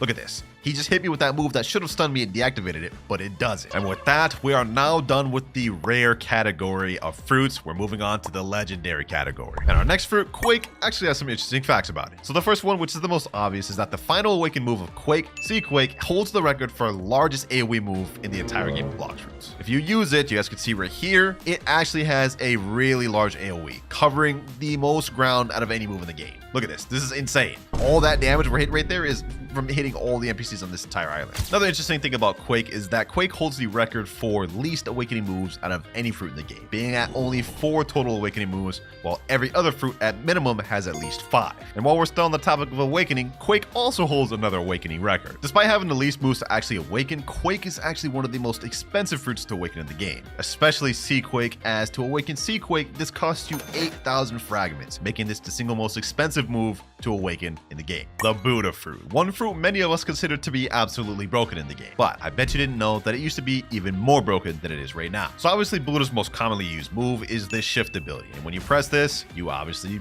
become a big Buddha, increasing your hitbox and damage for swords and M1s. But I bet you didn't know that shift many updates ago used to do an extra feature. According to the wiki here, this fruit used to grant the user twice their HP during transformation. So for those of you that think the Buddha fruit broken now, imagine having to deal with a Buddha that has 26,000 HP. I would not want to be playing during those days. Another interesting fact about Buddha is if you hold out a fruit while in transform state and start jumping, you will actually get a speed boost. I don't know why it does this, but if you go fast enough, that game's anti-cheat starts kicking in and pushes you back. So be careful with that glitch, you might get banned. Now that we're done with Buddha, next up we have the love fruit. And there's not really that many interesting facts about this one, other than it is the only fruit to allow you to summon someone from your friends list. And of course, I'm talking about the best of friendo move. Obviously, if you use it, it'll summon some random person from your friends list. Like this guy right here, this avatar, this is someone from my friends list. Now, many may think the Ghost Ultimate Ghostbusters does the same thing, but in fact, it's not. With Ghostbusters, you summon 2 of you. So you automatically summon 2 of the same people of you, whereas best of friendo summons someone random from your friends list. And the last really interesting thing about love is that Cupid's Zone attack has infinite range. And just to show y'all, this to demonstrate you guys, I'm gonna go a really far distance away from this NPC. You guys can see right here, no move would have been able to really hit from this distance. However, if I fully charge Cupid's Zone, throw it over there, you guys can see it completely goes over that area, and I even got damage hit markers on it. And that was just one example. You could really take this extreme and go really far, but the only thing is you have to have good aim for that. But the last interesting fact about the love fruit is that the flamingo ride is the only flight in the game that can glitch an NPC and not despawn. So I just took this female islander with me, and even after I get to the despawn distance of her spawn, she won't despawn. I could take her to Portland if I wanted to. And you could use this to actually permanently glitch NPCs and make it to where people can't farm. So do with that information what you will, but I thought that was an interesting fact. Now the Buddha fruit may have had some interesting facts, but the spider, not so much. The only real interesting thing about the spider fruit is that there is actually a V2.5 version, and it is used by the Don Swan boss. Now this boss has a second phase where when you get him low health, he actually somewhat awakens, and when he awakens, he gets access to a version of spider that's not really in the game. Now when he's in the stage, he has this ability right here, which is kind of like Heavenly Punishment, but more so an upgraded version of the ultimate from V1. Like this does not look like the V1 or the V2 version. And he also has another strange ability in this form, which is not present in both V2 or V1, and it's that ability right there. Some sort of random silk prison that's like a different type of silk prison, I don't know. This unique version of Spider is only accessible to this boss and not actually playable in the game. And yeah, that's it for Spider. Couldn't find any other facts. But our next facts are going to be about the sound fruit. Many people think this fruit is based off of uzoth from One Piece, but that is not true. While it may share similarities, this was a fan-made fruit and not based on any particular fruit in One Piece. Another interesting fact about this fruit is this is the only fruit in the game that has a flight that can give buffs to nearby players. So if we charge our temper meter full by using Prestissimo, we can see now we get a speed boost, and this will also affect nearby allies, giving them a speed boost. And our last interesting fact about the Sound Fruit is it has the most mastery requiring flight move in the entire game, being at 175 mastery. Yeah, Prestissimo takes quite a bit of mastery to unlock. Enough about the Sound Fruit though, because next up we have the Phoenix Fruit. Now the Phoenix Fruit actually has some weird facts about it, and one of them being that the unawakened version of the healing move, Regeneration Flame, actually heals more than the awakened version. This is why you commonly see most people who even use Phoenix use the unawakened over the awakened version. And the second interesting fact about it is Phoenix is the only fruit in the game that requires a mastery in order to awaken it. And in case you don't believe me, just a quick check at the wiki shows you that in order to awaken it, you need to obtain 400 mastery on the Phoenix Fruit, something that no other fruits in the game require to awaken. Now the Phoenix Fruit didn't have that many interesting facts, but I think you'll like these next ones, which has to do with the Portal Fruit. Now similar to the Ghost Fruit, Portal didn't used to be in the game at all. This used to be the Door Fruit. The moves used to look completely different, and it used to be in a completely different rarity as well. The Portal Fruit we know and love now is worth 1.9 million Beli, and it is a legendary rarity. However, the Door Fruit used to be only a rare rarity and used to be valued at 950,000 Beli, making Portal the second fruit in Blox Fruits history to get bumped up a rarity, while also getting its value increased by almost double. Portal is also one of the most sought after fruits to have in a game due to its world warp ability, allowing you to teleport anywhere you want in all islands. And because of this, it's often severely overpaid, whether you have the physical version or even the permanent version. Now all these facts have been interesting so far, and I hope some of these you didn't know about. But trust me, the last one is going to be both funny and may just surprise you. Up next, we have my favorite and main fruit in the game, Rumble. Now, one interesting fact about this is that this is the only fruit in the game that allows you to awaken a sword by awakening all of the moves on it. That is, of course, the Pole V2. And other than that, there's not really much other interesting facts other than it's the only fruit in the game to give you 3 dashes within a singular move. And of course, I'm talking about Electric Flash here, where you get 3 dashes and it charges up and replenishes. No other move in the game does that. Now, Rumble facts may have not been that interesting, but trust me, the pain facts are even less interesting, as the pain fruit is one of the only fruits in the entire game that hasn't had any changes to its moves whatsoever. This fruit was released in Update 7, which dropped on August 11th, 2019. And since its release, the moves haven't had any balance changes, any visual upgrades, or anything at all. The only thing the pain fruit has gotten was its name changed. It used to be called the Paw Fruit, and the moves used to be called something different, which they did that to avoid copyright. Other than that, nothing about this fruit has been altered, which is pretty boring. But this next fruit actually has a somewhat interesting fact. The Blizzard Fruit. And I'm willing to bet a good amount of you did not notice this. So if you eat the Blizzard Fruit and master out all the moves, you'll notice the flight is called Tornado Flight, which if you eat the Sand Fruit and awaken the Sand Fruit, you'll notice that shares the same name as the Sand Awaken. See, Tornado Flight here and Tornado Flight for Blizzard. I guess the devs couldn't come up with a different name. And now with Blizzard out the way, we are moving on to the final category of fruits in the game, the mythical category. And this is where it gets most interesting if you ask me. Starting with the Gravity Fruit. Now I'm sure a lot of you didn't know this because not many people use gravity, but the ultimate of gravity is called Meteor Rain. And when you use this, as the name implies, you're able to summon meteors from the sky and aim where they go. But before update 17.3, you didn't used to be able to do that, because before they reworked it, Meteor Rain couldn't be aimed and the meteors used to hit randomly. I'm willing to bet a lot of you didn't know about that, and probably for good reason, because imagine like you're using this ultimate and can't control where meteors went. Like, that just made no sense. But next up, we got the Mammoth Fruit. Now for this one, I bet some of y'all didn't know this, but when you're in transformation, your moves deal 10% more damage. So if we use Ancient Cutters right here, we can see this move deals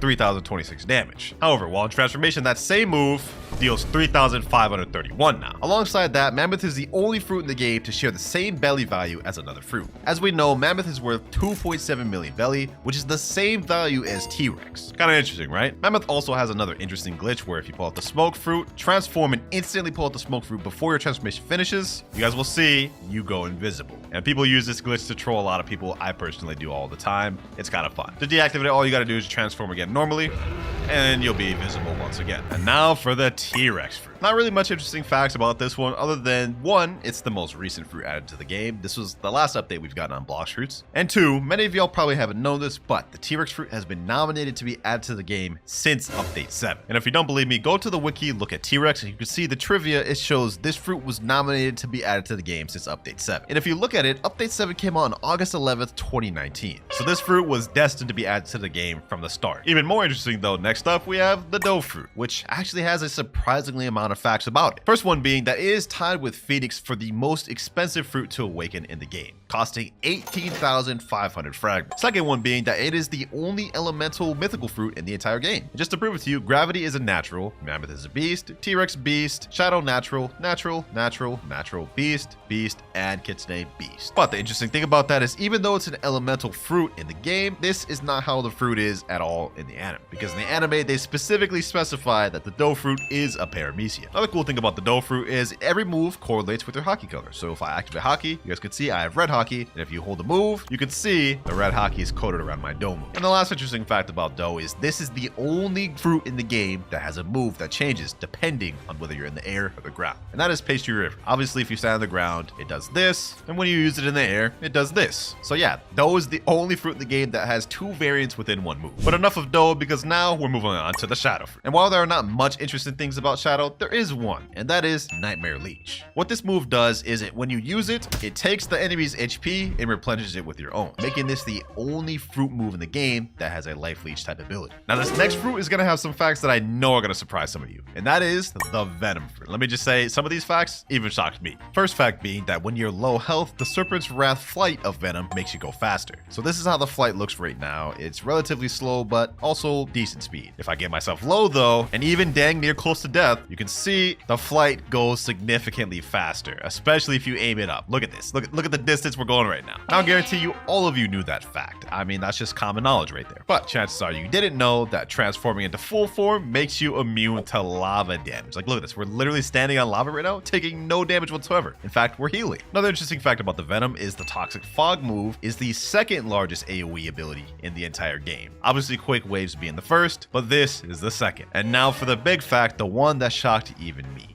Venom has the highest damage dealing move in the entire game. Now you remember earlier when I talked about how Magma wasn't in first place, but actually second place. Well, I'm about to prove it to you. You guys can see we have fruit stats here, and if we use Volcanic Storm, which is the highest damage dealing move on Magma on my ult right here, we can see that this move total deals 10,943 damage. Now obviously you can get a little bit more damage depending on how you aim it and if all of the little Magma moves hit on time, but I think max it deals like 12 to 13,000. However, if we switch over to Venom, transform, then use Toxic Fog, we can see that Venom deals, okay, we're going up, 7,000, 8,000, 9,000, 10,000, 11,861. I know, man. It's honestly surprising how much more damage Venom deals than Magma. And that's not even it. If you fully charge Noxus Shot and use Noxus Shot, you can see the total damage of Noxus Shot is still even more than the Magma Ultimate. Look at that, 10,000, 11,000, 12,000, 13,916 in full form. Venom damage on top, man. I guarantee some of you didn't know that. But moving on, our next fact is about the control fruit. Now, one interesting thing about this one is depending on how much mastery you have, the control area gets bigger. I just ate control on my ult right here, and he only has 1 mastery, and we have 365 mastery on this control. So let me activate my room fully. You can see the room is actually bigger than the Coliseum. However, if I activate control room on my ult, we can see the distance is significantly less, and this is the maximum I could have held it. One interesting fact about control is a change that actually got removed. In fact, years ago, whenever you used to use Gamma Rush on somebody, it would make the control room disappear when the Gamma Rush finished. Nowadays, obviously though, that has changed. Is when you use Gamma Rush, the room gets smaller, but it doesn't disappear. 4 more mythicals left. And up next, we have the Spirit Fruit. Now, the only real interesting thing I could find about this fruit is that it used to be called the Soul Fruit, and used to look more accurate to Big Mom's Soul Fruit in the anime. This, of course, got changed to Spirit due to copyright reasons. And yeah, that's pretty much the only interesting thing I can think about Spirit. Other than that, is widely considered one of the best PvP fruits in the game due to its combo potential. For example, Wrath of Shu pairs together with End of Times, and that's without any weapon. Paired together with fighting styles of weapons, and you got one of the most deadly fruits in the game. And now we have the Dragon Fruit, ladies and gentlemen. One quick interesting fact about this is currently the rarest fruit in the entire game. Despite being placed lower value than Leopard and Kitsune, this is rarer because it's currently unobtainable. If you go in the shop and try to buy it, it'll say in progress, and the King of Fruits is temporarily off sale for enhancement. Stay tuned for its powerful return. You can't buy the fruit permanent. You can't get it from a notifier or a gacha or any way naturally. The only way you can get your hands on the fruit is if someone happened to have a physical fruit from before it got removed. But even more interesting, whenever in transformation form, the Dragon Fruit actually has the highest damage reduction perk out of any transformation in the game, and that includes Buddha. Another interesting fact about Dragon is the only fruit in the entire game that can change colors based on when you transform. And that obviously depends on the mastery you have for the fruit, but as you guys can see, these rings right here determine the color that your dragon can go to, making this the only fruit in the game to be able to do that. Like Like you guys can see right now, I'm blue, but if I de-transform and use some of my moves, now I'm purple. Now for the second to last fruit in the game, we have the leopard fruit. Added in update 17 part 3, the leopard fruit is one of the strongest fruits in the game, and obviously with that comes some interesting facts. First one being, after using the after image assault move while in transformation, you gain a little bit of a speed boost. You guys can see we have this fire ore around us, and now we go, I think, like 25 to 50% faster shortly. Another interesting fact that people don't know, upon transformation, there is actually a hitbox that does a little bit of stun and knockback.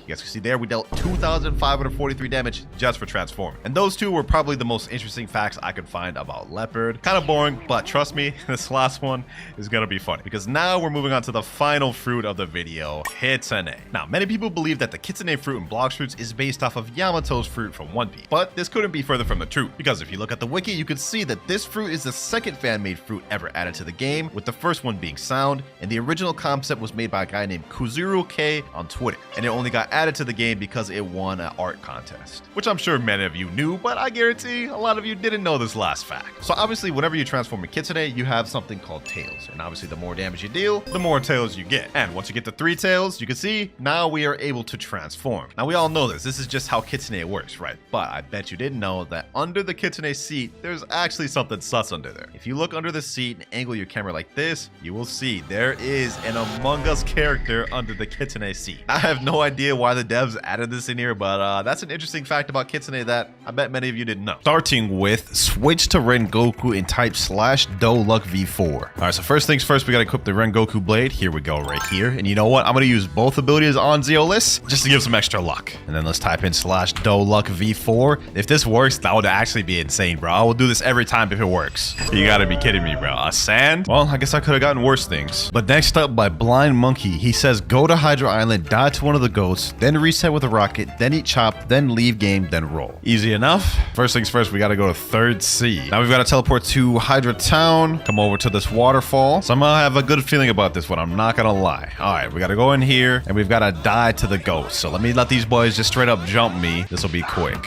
All right.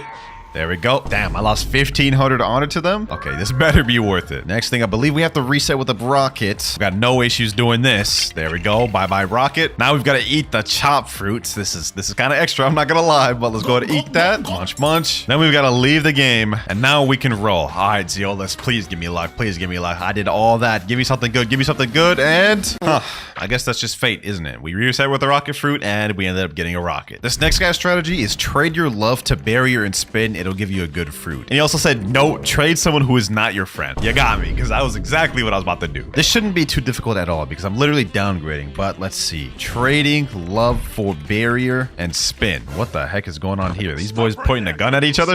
Hey, yo, chill, bro, chill. I don't got nothing, I don't got nothing. Give me fruit. Man's just straight up demanding it. He's shooting me. Trading love for barrier and spin. Someone please trade me. Anyone here have barrier and spin? Anyone?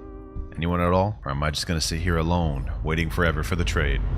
Nope, looks like we got our trade right here. This guy named VXZS Dragon. He's got the barrier and spin that we're looking for. And I'm not gonna lie, this took way longer to look for than y'all thought. Anyways, we're about to get it right here. 3, 2, 1. Trade completed. Now the moment of truth. All that time trying to trade. Let's see if the method even works. And you gotta be kidding me. Another one that doesn't even work. All of that just for a damn chop. Next one, use V3 skill and click buy at the same time click or I rolled Kitsune 2 times. So man's got Kitsune twice from using that method. All right, so that means it's just gotta work for us, right? So we've got to use V3 and at the same time as click and buy, we got to use aura. There we go. And we get a smoke fruit. Okay, so that method just didn't work at all for us. This next one is interesting. Robbie says kill a player, then spin 3 to 5 times, and then the next spin is guarantee a luck. That should be easy enough considering we're at the ice fruit on this account. It is not awakened though, so I will have to rely on my other abilities. All right, we've got a guy right here. Let's see if we can take him out. I've got none of my usual resources that I do have my other accounts. Like I don't have soul guitar, but I got God, human, and ice. That should be more than enough. Oh, we got a guy locking over here. Hold on, hold on, hold on. Don't you touch that ground. Come on.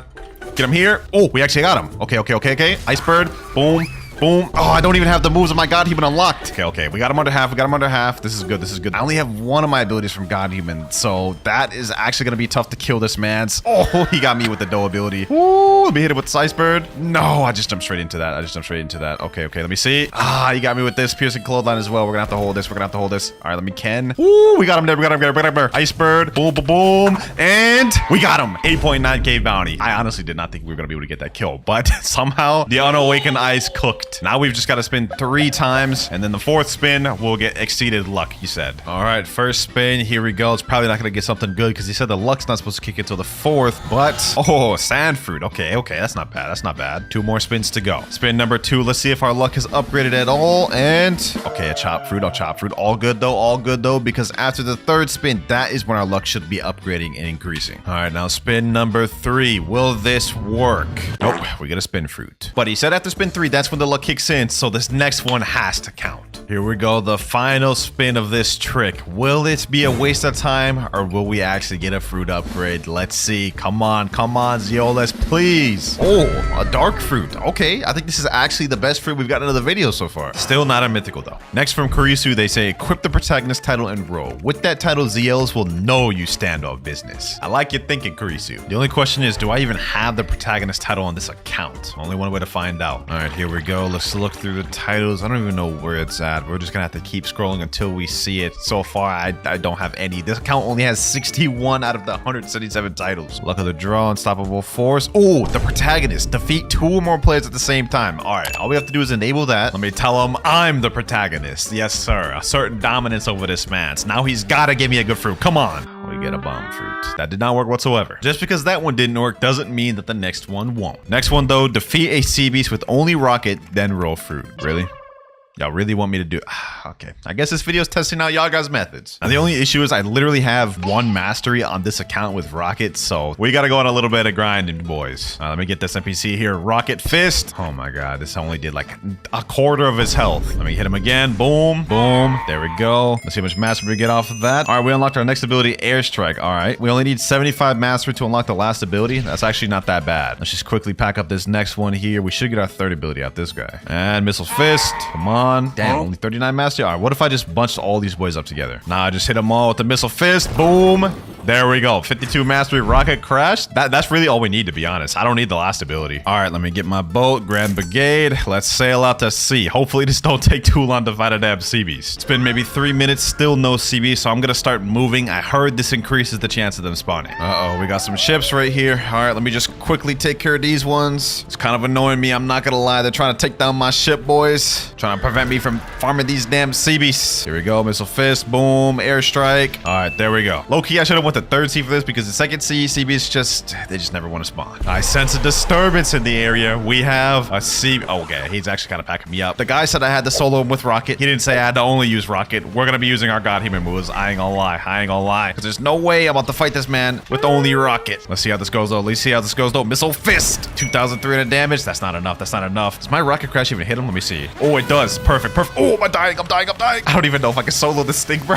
This is such a crazy challenge. Hold on. Let me chill. Let me chill. Let me chill. We need to heal up. So using Rocket Crash is a big no-no. It literally just pushes me into the water, and I do not want to die to water damage. Oh, this is so damn difficult, bro. Why is CB so damn hard? Where's this health at? 42,000? We can actually do this. Missile Fist, Airstrike. Come on, come on, come on. 13,000 health left. Please. No, no, no. One more move. One more move. One more move. One more move. We got to finish up with Rocket move. Missile Fist. There we go. Oh my gosh, bro. That was so close. I was literally like 2,000 health left. All right, now we go spin. All that work, we better get something good. Come on, Zeolas. Come on. We've got to get something good. We've got to get something good from this. And yo, we got a Venom. We got a Venom from this. Yo, there's no shot that actually worked. There's no shot that actually... What am I even saying? I'm not even saying English right now, bro. I can't believe the whole CB strat with Rocket actually ended up paying off. We got a Venom. First mythical of the video. So this next guy is actually a bit long. So it says eat Rocket Fruit 3 times, then type /low-key, then type /luck, then type /Jujubo TV style. All right, let's see if this works. I highly doubt it will, but maybe. You never know. All right, we got 7 rockets, so we've got definitely enough rockets. Here we go. Let's eat this. That's 1 out the way. This is so dumb, bro. I'm about to waste 3 rockets. Another one down the drain. There we go. And last one here. There we go. Last rocket. Now he said type /low-key, /luck. And last but not least, /Jujubo TV style. Come on, come on. Give me the Jujubo TV luck. That man's got like some of the craziest luck I've ever seen. Please. You don't have enough money. Okay, well, this is actually embarrassing. Let me go fix that right now. Insufficient fund. I don't even have enough Robux or money. This is actually really embarrassing. All right, here we go. Peace has been restored. I now have the money. And I just retyped all the text just to make sure we get the maximum luck possible. Well, that obviously didn't work. That was very ridiculous. I had to spend Robux and my own money just to get a spearing. This guy's strategy says try to kill all bosses in the sea you're in. This is about to be a whole damn mission, bro. All right, first things first, we've got to even make it to Port Town, like, which may be difficult because I feel like I'm about to get jumped right now. Oh, there's players right there. There's players right there. Come on, come on, come on. Just let me make it to Port Town, please. Since we're in third sea, the first boss in the agenda is the stone boss. Oh my god, oh my god. Rise, I'm about to spawn my damn boat. Oh my god, this bro just jump scared me. Yo, bro, he's tripping. You're tripping, my boy. Why? Oh, is he chilling now? He is not chilling. He is not chilling. He's stampeding towards me. Yo, hold on. Let me just quickly spawn my boat. Let me just quickly spawn my boat. Please, please, please, please. Grab brigade. Oh, come on, come on, come on, come on. Let me run away. Let me run away. Wait, I think we got away. No, we did it. Oh my god, he's running my boat. He's running my boat. Bro, this is so damn menacing, dog. Oh wait, you can't do anything except he's slowly damaging my damn ship. Please, can you just leave me be? What did I do? Oh wait, he's stuck behind now. He's stuck behind now. Yes, we got ahead. We got ahead. Eat my dust, mammoth. Eat my... What the... Is this man hacking? There's no shot. There's no shot. He actually just like dashed his way over here, bro. That is wild. This man is on a mission, bro. He is dedicated to killing me. I don't even understand why either. You know what? It's time to unleash the beast. It's time to unleash the beast. I'm tired of him. I'm getting tired of you, bro. You leave me no choice. Boom. Uh-oh. Uh-oh. Oh my god. Oh my... Yo, I'm running. I'm running. That's not even fair. All that struggle, we finally made it to Port Town, boys. Didn't think I would see the day. Now, is the stone boss here? Let us find out. Oh, looks like he's here. Looks like he's here. Somebody's fighting him. Somebody's fighting him. I need to get some credit. I need to get some credit. We need to quickly just start fighting him while he's still here. Flame Destroyer. Come on, come on. There we go. There we go. There we go. That's the way right there. Where'd he just go? Oh, there he is right there. Now, I do have this leopard fighting with me. However, the guy didn't say we had to solo the bosses. We just have to kill every boss in the sea. So if I can get credit, I think it counts. Oh my god, this damn leopard, bro. Oh, first we had to worry about the mammoth. Now we have to worry about the leopard. What is this, a damn zoo? Just let me get enough credit to kill this man's, bro. Flame Destroyer. Boom. There we go. And we got credit. Sheesh. I'll take that. I'll take that. First boss stone down. We have like 5 more to go. And this has already been so much of a struggle on this account. I'm not going to lie. Next boss we have, though, is the Island Empress. And I've actually decided to eat the love fruit just to make this easier on this account. And there she is. Island Empress. You about to catch the craziest mirror match. I ain't gonna lie. Let's make this quick. Let's make this quick, boys. Crazy how she's still using the old version of love. Meanwhile, we got the new upgraded version. And final heart shot here. That was actually pretty easy. Only a few more third sea bosses left, but next we have Kilo Admiral. This boss is irrelevant and nobody cares about her, so let's just make this quick. Let's just pack her up. This is a crazy mission. All this just for a fruit, which is probably gonna be a crap fruit, let's be real. All right, here we go. Kilo Admiral should be down. Now we've got to go over to Turtle Island where we'll fight like 3 or 4 bosses. All right, here we go. Captain Elephant right there. This is like one of the most annoying ones. I'm not gonna lie. He's like my arch nemesis. For some reason, I just always have crazy trouble with this boss. Yep, and it would appear this time is no different. All good because we got that crazy comeback flow, boys. Watch. There we go. Sheesh. And we're actually unlocking all of our love moves as we're doing this. Oh, is that a player? Is that a player? Please, no. Please, no. Why? What did I do? What did I do? Just relax, bro. Relax. I'm not even trying to fight you for real, bro. I'm not even trying to fight you, bro. Please, leave me alone. You know what? You got it, bro. You got it. Because now I have this. Died recently. The players won't be able to get me now. Beautiful pirate. Here we go, boys. Heart shot, boom, Cupid zone, and that is beautiful pirate down. And we got Ken Vander, damn. Next up, Longma, and I'm about to make this quick. We about to speed run through this like we Sonic. Oh my god, we got players in here. 2 players, bro. What did I do? What did I do to deserve this, bro? Double team, was that really even necessary, bro? Well, let's just finish the job. Let's just finish the job. Let's get it. Let's get it. There we go. Longma down. 1 boss left. This has been a crazy journey. Final boss, third sea, and she's not even here. All right, what about this server? Still no. All right, we finally got into a server where she's here, but 2 people are already fighting her, so we're just going to jump in straight to the middle. Hopefully I can get credit. Hopefully these people don't just straight up jump me. Like, I've just been getting straight up bullied throughout this entire video. This time, it's got to be different, though. It's got to be different. Let me kill this guy. 8.9k bounty. I'll take it. I'll take it. I should 100% have credit now. Heart shot. Yeah, we've dealt like over 40,000 damage. We should be good. Final boss here, boys. Final final boss there. That was a whole damn mission and a half. Let's see if it was worth it. I spent like almost an hour doing that. Just an hour wasted. Please, Zeolus. Oh, a spider fruit. Second highest roll we've gotten in the video next to the venom fruit. Although I will say this is just definitely not a mythical. Still taking that though. Trick number 10, threat Zeolus and hold a gun in front of him. That is actually wild and I love it. Let me go ahead and pull out this acid rifle, bro. We're about to hold this man at gunpoint. All right, listen to me, Zeolus. Give me a good fruit before I find your family. I have a gun and I'm not afraid to use it. Go ahead. Give me a good fruit, my boy. Give me a good fruit. And I'm about to hold this gun to your head the entire time I'm spinning, bro. Making sure he gives me a good fruit. Come on, man. Don't make me come after your family, bruv. Well, looks like that man's about to lose a family member because I got a damn spike fruit. That just did not work. Although I have seen the craziest clips in the past where someone points a gun at Zeolus and ends up getting kitsune. So I don't know, man. Ain't work for me, though. This guy's trick is go from first sea all the way to third sea only using flash step and you will get kitsune. Why? Just why? I'm gonna be here for like 10 minutes. I can't believe I'm actually about to do this. This is ridiculous. All right, let's go ahead and just try it out. Flash step, and that's all we get. So we have to wait until we get the flash step back. And we've got to make it over there in Middletown to make it to second sea. Should be getting my next flash step right about now. There we go. Uh-oh, I gotta get out the water. It's actually kind of perfect that I have ice on this account as well. That way I can actually attempt this. There we go. Another flash step. This is gonna take a while. Third flash step here. We're almost at Middletown, boys. It's now within reach. All right, we made it to Middletown. Now we just need one more flash step to get to the experienced captain, and then we'll be at second sea. I don't know why y'all make me do these damn challenges, bro. Like, this is so dumb. But we made it to second sea. This is where it's gonna start getting tough, though. I'm not gonna lie. In first sea, it's chill because everyone's minding their own business. But in second sea, this is where the toxicity players start to show up. I have a feeling I'm gonna be killed along the way of me trying to make it to Dock 3. That's the first flash step out the way there. Next one should be right about now. Let's see how far can I make it with this one. Can I make it this far? Yep. All right, cool. We're out of safe zone now, boys. We're out of safe zone. I'm kind of scared.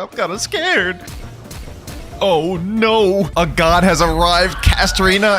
Oh my god, bro. Literally right on cue. The moment I saw that man arrived, he was already on my tail, but he actually kind of helped me out. Look, I spawned at a different area now. Not bad. Him killing me helped me there, I guess. Let us keep moving, boys. Let us keep moving. He has made this actually much easier for me since now we have this died recently PvP disabled icon.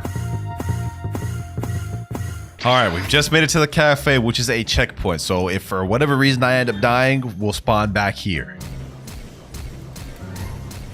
And we finally made it to the bridge. And I can see the end zone right there, boys. That little dock right there is our end zone. We're nearing towards the end of this little treacherous challenge. Almost there, boys. Almost there. We have one final flash step and we'll be done with this. If I don't get at least a mythical from this, I'm gonna be upset. I've spent 10 minutes just flash stepping. There we go, Mr. Captain. Wait, am I still not close enough to talk to him? That is actually wild. That is so wild. I'm right in front of him. All right, I guess one final flash step to go.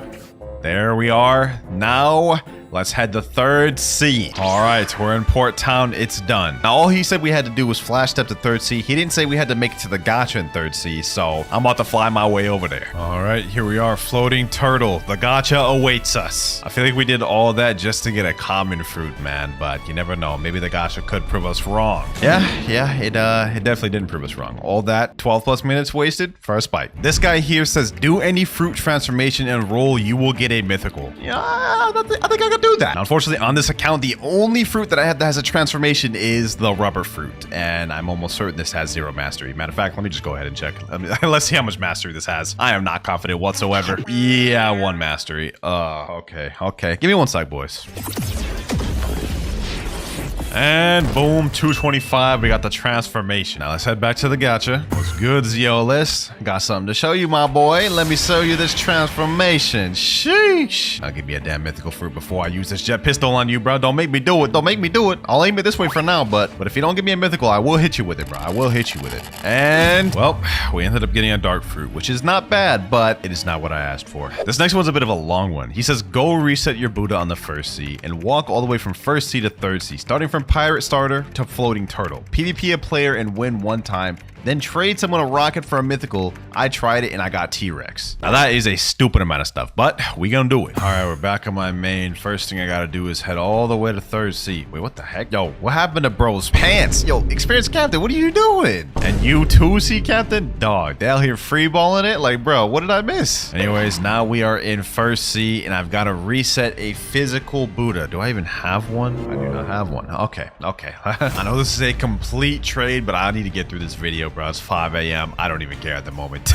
We're getting this Buddha right now. All right, now that we got that out the way, we're on the Marine starter right now. Now I've got to reset my Buddha. RIP my leopard, man. I just traded that just for me to reset a Buddha. There we go. Goodbye, Buddha. Oh my God, that was so painful. And now we're about to go through something even more painful because we have to walk from this island all the way to floating turtle in 3rd Sea, bro. This is about to be insane. I think this may be worse than the flash step one because at least with the flash step one, you get like bursts of movement. This, I'm just moving slow the entire time. All right, we are almost at the experienced captain. We're about to be in 2nd Sea shortly. All right, here we go. Experienced captain, take me to 2nd Sea. All right, let's make this quick. Let's make this quick. Although I may get jumped in this, so we gotta be prepared. Let me see, what are my stats? All right, we got Blox Fruits stats, and I got ice. We should be straight. If I run into anybody, I'm gonna straight hit him with the absolute 0. We're gonna be chilling. Almost at the cafe, the checkpoint. Once we get past there, it really doesn't even matter if we die. Uh-oh, I hear Kitsune. I hear Kitsune somewhere. Hold on, let me activate Ken. Ooh, there's a Kitsune right over there. There's also a lot of people over here. High populated area, boys. High populated area. I don't like this. I'm just sitting here like a walking duck, bruh. Question is, will any of them attack me? Oh, they're already fighting each other. That's interesting. I do not want to get involved. Yeah, let me just walk by all these boys like nothing happened. Hopefully none of them attack me. I'm just watching like straight up like jump combos going on. It's a Kitsune and a doe versus one Buddha. This is sad to see, and I'm just ignoring it all. All right, we're pulling up on the bridge. Uh-oh, no. Why are you even daring? Maybe he's not daring. Maybe he just wants to go by me. I don't know why it would hit me though. Definitely very confusing. Almost there, just a little bit more to 3rd Sea. Here we go, boys. Mr. Captain, take me to 3rd Sea, the final stretch. This here is going to be the longest part though, because I've got to go from Port Town all the way over there. Actual insanity that y'all are making me go through this. Actual insanity. Oh, a Blox Fruits just spawned. Maybe if that's still there after we're done doing this gacha test, I'll go get it. And a pirate raid? Okay, this is a lucky server. Now I've just gotta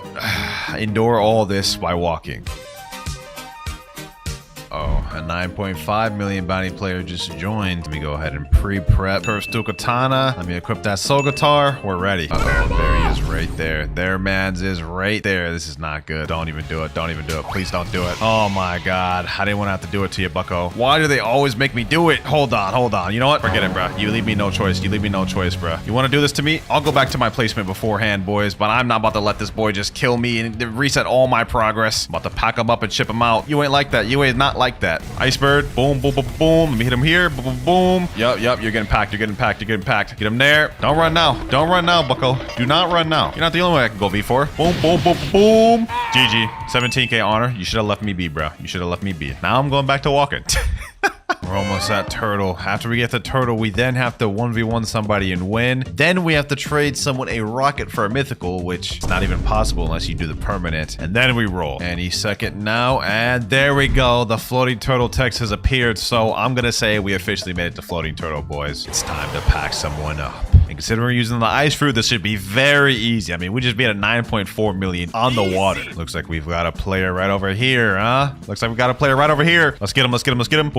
Boom. Let's get him with this. Glacier. And I'll take that. 11k honor. That was it. That was our kill. Now, what I'm about to do is we have to get a permanent rocket by that, and somehow we've got to get a mythical out of this. Let me say trading perm rocket for gravity. That's like totally not a scam, you know what I mean? Like that's a fair trade. All right, we found somebody that has a gravity. I'm trading permanent rocket and sound. He didn't say it had to be only rocket, so I had to sweeten the deal to get this trade. This is still technically a mythical for rocket though, so there we go. Trade completed. Now we can finally do the spin. This one took so long to do, so I'm hoping. Hey, look, this guy right here says Slash is Yola's best admin. He's doing his own little trick right here. Looks like it didn't work for him. Let me see if mine works, though. I did all this. I'm probably gonna get something bad, but let's see, boys. Magma fruit. It's actually not bad. Not good though. Not very good though. Considering the amount of work I put into that, it is not worth it. Either these tricks are dookie cheeks or my luck is just that bad. Honestly, it's hard to tell which is true. Next though, Ichigo says use Rengoku, hold the X move, and type Bankai. Oh, I'm about to have fun with this one. Let me go ahead and look for the Rengoku. There we go. All right, let's get it. Bankai. Zanka no Tachi. All right, I'm getting a little carried away with this. Let me type in Bankai, hit him with that, boom, and let's go for the spin, boys. Let's go for the spin. This is about to be the most legendary spin of all because of the Yamamoto Bankai. Come on. That is just so crazy, bro. Like, I gave him the whole Bankai thing and everything, bro, and he still gave me a damn rocket fruit. Another one that didn't work. Kiyotaka says reset with a dragon and do a gacha, and he put in parentheses, worked for me. This is so painful. I feel like I've like done like some of the craziest things in this video just for the sake of trying to prove these real or fake. None of them have worked. I doubt this is going to, but we gotta do it. I can't believe I'm actually considering this, let alone actually fully going through with it. Dragon is a technically unobtainable fruit right now. You can't get it from the gacha, you can't buy it permanent, you can't get it from notifier, and I'm about to reset with it. That is like, oh my gosh. Please give me a mythical, please. Well, boys, we did it. We got the mythical falcon fruit. Oh my god, bro. That is just not what I was looking for. And for mythical trick number 1, if you get 3 people to go around the gacha and say /Clouds Luck V5, you will roll a mythic. All right, that's easy enough. I've already got 3 people right here lined up. My boys, look at them lined up. All right, let's do this. Clouds Luck V5, Clouds Luck V5, Clouds Luck V5. All right, let's see if this works. We've activated the Clouds Luck V5 luck. Will we get a good fruit? 3, 2, 1, and...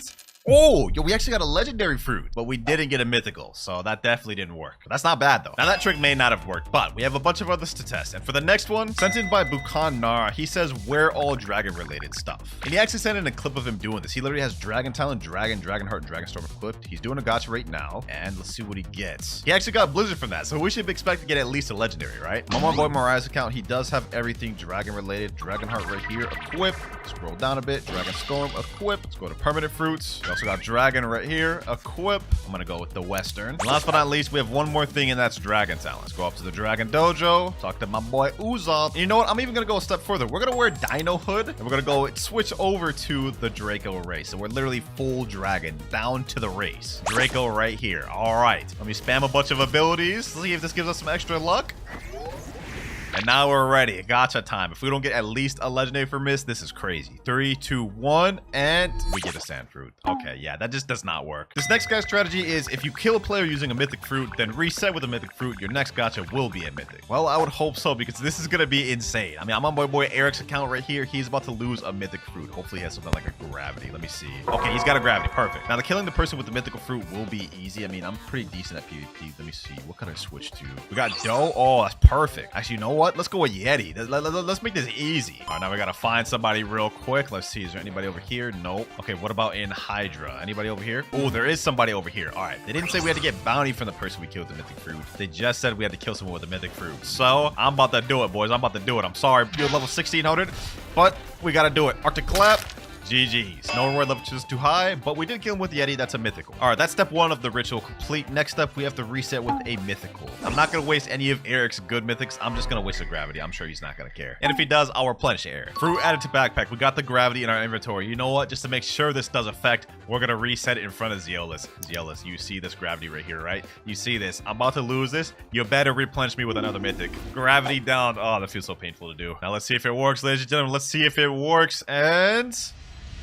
yo, it didn't work, but we got a Buddha fruit. That's actually insane. That's actually insane. We may not have gotten a mythical, but we did get one of the highest valued legendary fruit, so I'm gonna take that. Gravity for this, W. I'm gonna say that was a W method. All right, now this next one says do/jet ski luck. You will get a mythical. I've gotten so many mythicals since. Yeah, I've heard a thing or two about this jet ski luck. Hey, let's put it to the test. So let's go ahead and type it in. Jet ski luck V4. Let me click redeem, and let's get to rolling, bro. I've actually witnessed him pull a blessing after typing this, so let's see if it works for us, boys. You gotta be kidding me. You gotta be kidding me, bro. The jet ski luck does not exist, bro. It does not exist. A spin? Really? Next method sent in by the Dark Lord. He says do 6 different emotes, then reset with a rocket to get a mythical. I mean, that's doable, bro. But do I even have 5 emotes? I mean, I know I got dance 1, dance 2, dance 3. I think I gotta buy 3 others. All right, we have Roblox Marketplace. Let me go down. Let me filter out emotes. Oh, we got free ones. Tilt, applaud. Okay, let me add these with free ones. Hey, we love saving money. Let me also add board in there. Let me go to my cart and let's buy all that. All right, we're ready. We got 6 different emotes. Let's do it. First off, let me do /E point. That's 1. Let me do /E point 2. That's 2. Let me do /E board. That's 3. Oh, this is actually kind of a fire mode too. Hey, that's kind of saucy. Then we got the classic /E hello, the little wave. What is that? 4. /E tilt. That's 5. And last but not least, /E stadium. All right, that's all 6. Now let's go ahead and do the roll. Are we gonna get a mythic this time? Are we gonna get a mythic? Is this gonna be the one? Nope, this is not the one at all. We got a dang chop fruit. But moving on, sent it by Mystic, have V4 and V3 active at the same time while rolling. And he said this one got me a T-Rex once. You know, strangely, I actually have a good feeling about this one. All right, first things first, I've got to get V4 active. Luckily, I do have V4 on this account. I did that for a video. So let me go ahead and fight these NPCs. Let's see how quick we can get this. All right, this is 1 NPC down. Looks like 2 NPCs gets me about a full bar, especially if I'm taking damage. So this actually shouldn't take that long. There we go, right there. We have human V4 activated. I don't know why somebody's fighting me right now. What is this, Buddha? Oh my god. Okay, hold on. Before we can even get to the damn ritual, we gotta kill this guy. Windbreaker. All right. Oh, now he's running. Look at that. Quickly attacked me, but he's running. But none of that matters. We got V4 active. Let me activate V3. Okay, let me quickly do a gacha. Let's hope this works. And, we got a rubber, but that's actually not the worst thing we could have gotten. Definitely not a mythical, though. You know what? Now I'm upset. I want to kill this guy. GG's. Yeah, so far we haven't got a single mythical yet. It's looking like I may have to gift y'all 5 permanent fruits. You know, actually forget that. I'm not losing hope. We got plenty more to test. One of these got to be bound to work. But for our next method, sent it by this guy, he says, clap beautiful pirate, then wait till night to roll. I mean, that's not hard, but that also seems like very dumb. But I guess this video is me testing out your guys' fruit spinning tricks. So let's try it out. First things first, let me respawn bosses. And now we've got to successfully beat the beautiful pirate. Let's see if we can even do that. We do have Cursed Dual Katana, luckily. So hopefully it's not too difficult. Let me see. Do I have Buddha on this account? Hold on. Let me see. If we have Buddha, this is going to be all the more quicker. Do we have Buddha? Yes, we do. Perfect. All right. Say less. We can just Buddha spam it out then. Yeah, we got this. We got this in the bag. I don't even know why I doubted myself. Buddha spam for the win, boys. Buddha spam for the... Wait, what the heck? Where'd he go? Okay, there he is right there. Yeah, Buddha spam for the win. This is going to be a light work, bro. Light work now. About to enter second phase any minute now. A couple more M1s. He probably will be there. Yep, there we go. Okay. Went back to full health. Now we just got to... whittle him back down again. Actually, hold on. I'm actually getting kind of low. Hold on. I'm actually getting kind of low. Yo, this is kind of sad, bro. Hold on. Back off, bro. Charge this thing fully up. Hit him like that. Get a couple M1s in there. Cheeky M1s. Uh-oh, he still hit me. Okay, hold on. Back up, my boy. Back up. Get him there. Boom. Get him there. Slayer of Goliath. Got him right where I want him. And boom. Finish that off there. Okay, now we've clapped beautiful pirate. We've got to wait till nighttime. Let me see. How long is it till nighttime? Oh, sun's already almost down. It took me like literally the entire day. Let's hope it works. And it is officially nighttime. All right, perfect. We waited till nighttime. Now it's time to do the gacha. Will this be the first mythical fruit roll of the video? And wow. That is straight up garbage. That's so garbage, in fact, that I'm compelled to do this. We dropping this one straight in the ocean. Trick number 7, reset 5 times in a private server, leave, rejoin, then type /5 good luck and you'll get a good fruit. That's an interesting one, and it's so simple that I actually like it. All right, all we got to do is reset 5 times. That's 1, 2, 3, 4th one, and the final 5th reset here. Now we leave the game and then rejoin the game, but I think we have to rejoin back to that private server. And last but not least, type in chat /5 good luck. There we go, boys. All the requirements have been met. Let's see if this gives us a good fruit. You don't have enough money? Oh, that's kind of embarrassing. Okay, let me fix that real quick. 150k. That should be 200. Do it one more time. All right, we're ready. That was a little embarrassing, I'm not gonna lie, but we brought it back. Now it's time to do this gacha, and we get dark. Definitely not a mythical, but maybe this next trick will work. If you use /WinterKloudz luck 45 after killing 5 players, you get no less than a mythical fruit. Hey, I like the sound of that, and we get to have some fun PvPing. I'm down. All right, I'm on my Bombay account right here just because this is like my bounty hunting account. Let's get to the rampage, boys. Got this guy here. What the heck? Does this guy have his PvP active? Huh? All right, I guess this guy doesn't have his PvP active, but maybe this guy over here does. Let me see. All right, let me do this. Boom. Okay, boom. Boom, boom. That's 1 kill. Okay, looks like we got our next kill lined up. We need 4 more kills. All right. Got him there. Boom. Okay. Wait, what? How did this guy survive all that? Oh my god, I'm literally selling. Okay. Okay, you know what? This guy... Oh, wait, I got a next kill lined up. What are we doing? Playing Ring Around the Rosie, bro? Oh my god. No, no, no. Don't steal my kill. Don't steal my kill. Don't steal my kill. Please, please, please. Bro, he stole my kill. Yo, you're so bad. You're so bad, bro. All right. You're about to get it, bucko. You're about to get it. Oh, wait. I have Meek. I have Meek. What am I doing? Pull him in. Boom. And let me finish him off like this. Lunar Blitz. Got him. That's 2 kills down. Now this diamond guy came back out, so I'll be able to get him. Finish him off. Pause. Got him right there. Get him like this. Boom. Get him like this. Lunar Blitz. And that's him dead with V4. All right, that's 3 kills.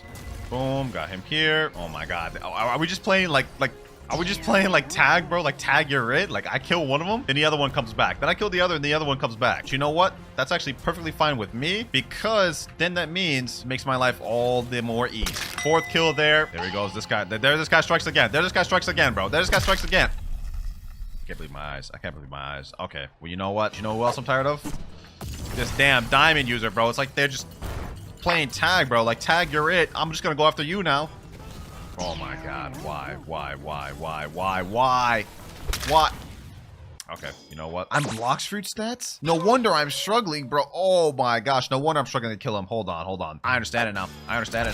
Whole time I'm a Blox Fruit stat, bro. Whole time I'm Blox Fruit stat. I get it now. Get him here. Boom, pull him in. Boom, boom, boom, boom. GG's. 5 kills right there. We're done. Oh, that took a lot longer than I thought it would. Hey, he didn't say it had to be 5 different people. He just said 5 kills. But now we have the final step. /*Clouds luck 45.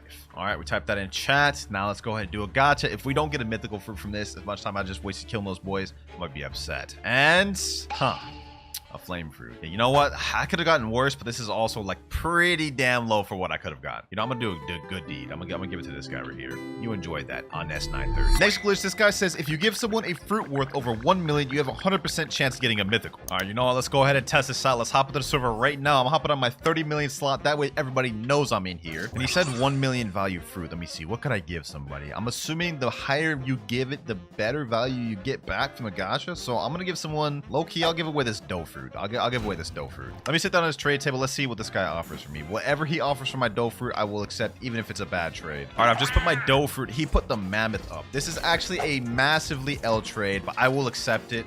And we'll see what we get from the gacha after this, bro. I'm literally losing out on a dough here. This is worth like 35 million value. I think Mammoth's like 7, but here we go. 3, 2, 1. And that is the trade given away, bro. He just got a free dough. And he's only level 1,778, so that's going to help him. He said, oh my god. Yeah, I hope you enjoy that. Now let's see. Will this work and give us a mythical fruit? Will we get the mythical fruit this time? And we get... Bro, I just lost a dough for this. No. Trick number 10. If you punch the gacha 3 times, complete a raid, come back and punch him 3 times again, you'll get a mythical. All right, we're pulling up to the gacha right now. Let me punch this man. 1, 2, 3. All right, now that we did that, we got to go and fly over to the raids. I don't have portals unlocked on this account, so we got to use the light fruit and fly this way. Bear with me. All right, we're pulling up to the sea castle. Let me go ahead and switch over to the Buddha fruit. And, you know, let's just complete the quickest raid we can complete. I think that will be the flame raid. Yep. All right, got the chip. Let's get this thing started. For some reason on this account, the only sword that I actually have moves on is Coco sword. So this is I guess what we're using. I also don't have race V4 on this account, but I do have race V3. Luckily, we got the Buddha fruit. We should be good with this. I'm gonna try to speed run this as quick as I possibly can. All right, last NPC right here of this first island. There we go. Island 1 complete. Now we're on Island 2. Let's go ahead and speedrun this. Island 2 cleared right there. And now we're starting with Island 3. We're almost done. 2 more islands to go after this. Island 3 complete. Island 4 straight ahead. So far, we're having no troubles with this. Still got 9 minutes, 30 seconds left to spare too. Yeah, we got this. We got this. Even if I was only level 1500, I'd probably be able to do this with the Buddha fruit. Okay, maybe that's a bit of an exaggeration, but y'all get the point. We got this in the bag. Now on the final island, and the boss is right here. We got this. I will say that was not my cleanest run. Definitely not my quickest, but we're gonna get it. We're gonna get it, boys. We're gonna get it. Don't worry. Boss right around half health. We just M1 spamming. My fingers are low-key getting kind of tired from this M1ing, bro. I feel like I'm about to get carpal tunnel or something. All right, boss is about to die. He's down. Now we just got 2 more NPCs. And last NPC here. There we go. We switch back over to light. Let's make our way back to Gacha. And we here. Last step, we have to punch the Gacha 3 more times. 1, 2, and 3. All right, we gotta roll a Gacha. Please, game. I just need one mythical, so I don't have to give away 5 permanents. Please, will this let this work? Bro, all that work I just did, all that raid, all that just for a damn barrier. You gotta be kidding me. Bro, what is going on? None of these Gacha rituals are working. I told y'all to send me the best ones y'all got, and we just getting straight dookie like this. What the heck? That man just stole my thing quick as hell. Anyways, moving on to our next trick. This guy says if you trade a fruit away, you will roll it back. Example, I traded my Buddha. I got Buddha and Gacha. Interesting. So say, for example, I were to trade someone my shadow I got here, I should pull a shadow from the Gacha, making this a true 100% mythical glitch. Let's try it out. All right, we're on a new server right now. I'm just going to try to trade this as quick as possible. Let me just sit down at a trade table. I'm not even going to try to look for a good trade, so we're definitely about to get scammed here, but is there anyone that could trade me? Bro Haven, will you hop on this trade table? Please, bro, please. Someone hop on this trade table, man. Someone hop on this trade. Yep. I see you. You're active. Come on, bro. Go ahead, trade with me. I think you'll like this offer. Let me type in chat, trade. All right, someone finally sat down. Someone named Sigma. Okay, let me put down my shadow fruit. He's putting control and dough. No, bro, just put anything. Put anything with my shadow. It doesn't have to be control or dough. Just give me something. He just jumped. Oh my god. Okay. I don't think he realized he literally could have put anything and I would have accepted it. What about this guy though? NYXY. I put my shadow. He instantly jumped. Okay. We're gonna do this 3rd time's the charm. Blazing Shadow X9. Shadow. Your name is literally Shadow. You have to accept this, bro. Just put anything. He's asking me to PvP to jump. Oh, brother. Oh, my God. No, bro. I don't want to PvP you, bro. Okay, 4th time's the charm. Let me put down the shadow fruit. Just put something in there. Umar Khan's 274. Okay.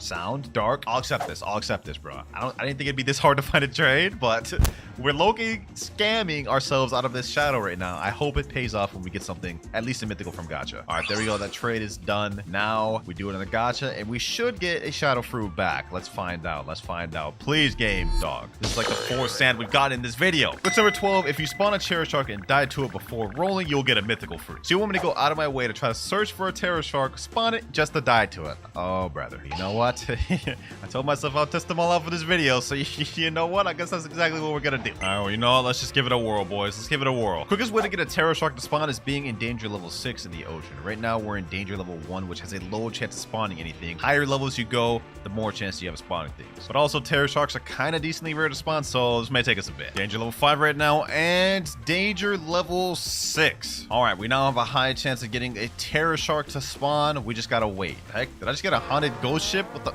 Bro, this is literally like so rare. This is rarer than getting the terror shark to spawn, and we get this like off the rip. That's crazy. All right, let's just zoom past that. Now we gotta look for a terror shark. This is gonna be cancer. I'm not gonna lie. All right, we get a sea beast. We're in rough sea now, which actually increases the chances even more. So we may get a terror shark soon. Who knows? Yes, sir. Finally, we got a terror shark. Only took us 7,900 meters. All right, now we just let this thing kill me.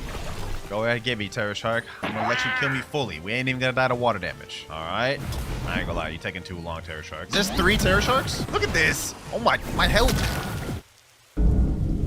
Damn. Okay, well, I'm not gonna lie, bro. After that, we better get extra luck. I mean, that just took me 10 minutes to find that thing, and we got jumped by 3. Let me go ahead and eat the light fruit, because I don't have the portal fruit on this account. We gotta fly over to the Gacha. And here we are. This better be worth it, boys. We better get something good from this. Please, game. Please. Dog. This is literally the worst fruit we've gotten in the video. Yeah, that one didn't work. Up next, speak to Michael Jackson and sit in a chair. Then when you go roll, you will get a good fruit. You know what? I'll do you one better. Not only am I gonna talk to the barista, I'm gonna buy a recipe from him. For example, let's see. Plump purple. I'm gonna buy this for 88 Robux. We're gonna straight up buy this right now, boys. Give me that little cutscene. Give me that little cutscene. Do your thing, Michael Jackson. Yeah. Give me that purple juice. Yup. Drink that up. All right, bro. Don't ever let me make that sound effect again. Don't ever let me make that sound effect again. Let's go and check out the aura. Yeah, purple. All right, bet. Hopefully this increases our luck. Please, game. Please give me some crazy luck. Please, game. And oh my god, bro. This is so bad. This is so bad, bro. None of these things are working. At this rate, it looks like I gotta give away 5 permanent fruits. Unless this next one works. Before you spin for a fruit, pull out your best mythical, then roll a fruit. And this guy says he got Yeti. Well, at least I don't gotta do anything difficult for this one, so it doesn't hurt to test. Alright, I'm on my alt account right now. Hopefully I have a mythical fruit on here to show to Zealous. Let me see. Oh, not only do we got a mythical fruit, we got a Yeti fruit to show him. Okay. This has gotta work, bro. This has gotta work. Alright, let me pull up my Yeti fruit. You see that, Zealous? Zealous, you see that? The big, juicy Yeti right in front of you. Now, Zealous, give me something good or close to this. Please. I'll take even a gravity, bro. I'll take even a gravity because that is a mythic. Please, Zealous, please. Oh, yo, this is the best thing we've gotten in a while. Not a mythic, not even a high tier legendary. It is a rare, though. You know what? Not bad, but still not what we're looking for. Next glitch, if you kill every boss in the sea you're in, you're guaranteed to get a mythic. All right, that's easy enough to test out. Let's start in first sea. First up, we got Gorilla King. Dead. Next up, we got Bobby. This guy should get one shot. Oh, what the heck? He didn't get one shot? Okay, hold on. Let me back him up there. There we go. Second one down. Next up, we got the Saw boss. And yes, I did reset that Yeti for this light fruit. So we can get this done quicker. All right, Saw down. Now we got the Yeti. Quickly pack this guy up. M1. There he goes. Now we got Mob Leader. Vice Admiral. After that, we got Saber Expert. Down. Now we got Chief Warden. Next up, Warden. Last boss on prison, we've got Swan. There we go. Next boss in line, Magma Admiral, and he's down. Almost done, boys. Next up, we got the Fishman Lord. About to make light work of this fish. Turn this boy into sushi. Boom, boom, boom. There we go. Oh, we also got a trident from him. Okay, not bad. 3 more bosses left. Let's keep this speed run going, boys. We got Weisberg next. Let me see if I can make quick work of this boy. Hopefully I don't get packed. Yeah, no, we got this in the bag. Yeah, I got worried there for a second, but we got it. All right, Weisberg down. We got Eminem next, and then last but not least, Cyborg Frankie. We good. Now we got Enel. Whoa, this guy's actually gonna get me low. Hold on, I gotta keep up my streak of not dying. Here we go. All right, Barrage of Light. This should kill him. Boom, stomp, back up. M1, Light Ray, GG. And now we have the final first sea boss, Cyborg Frankie. All right, he's done. Now, if I don't get a damn mythical fruit after all this, bro, I'm cooked. Let's teleport back to home. Let's head our way over to the jungle. All right, Blox Fruits, Gacha, I need you to come through for me, please. I need you to come through for me and give me something good, please. Bro, oh my gosh, we got a diamond fruit. He's smiling, but I'm not. Now we're moving on to the final spinning trick of the video. Giving away 3 permanent Buddhas gets you an instant mythic from the gacha. This one's gonna be painful, boys, but I've loaded up a bunch of Robux on this account. Let's just get it over with. Let's just get over it. Permanent Buddha, 1650 Robux a pop. Let me just gift it to someone random. Let's gift it to this person right here. That's 1 permanent Buddha gifted. Another person, Bonbon 13297. Second permanent Buddha gifted. Third one, let's just give it to this person named Purple Dragon. And this is about to be the 3rd permanent Buddha gifted. There we go. Oh, that was so much Robux right there. Now, this is the final spinning glitch of the video. If I don't get a mythical fruit from this, I have to give away 5 permanent fruits to 5 of you.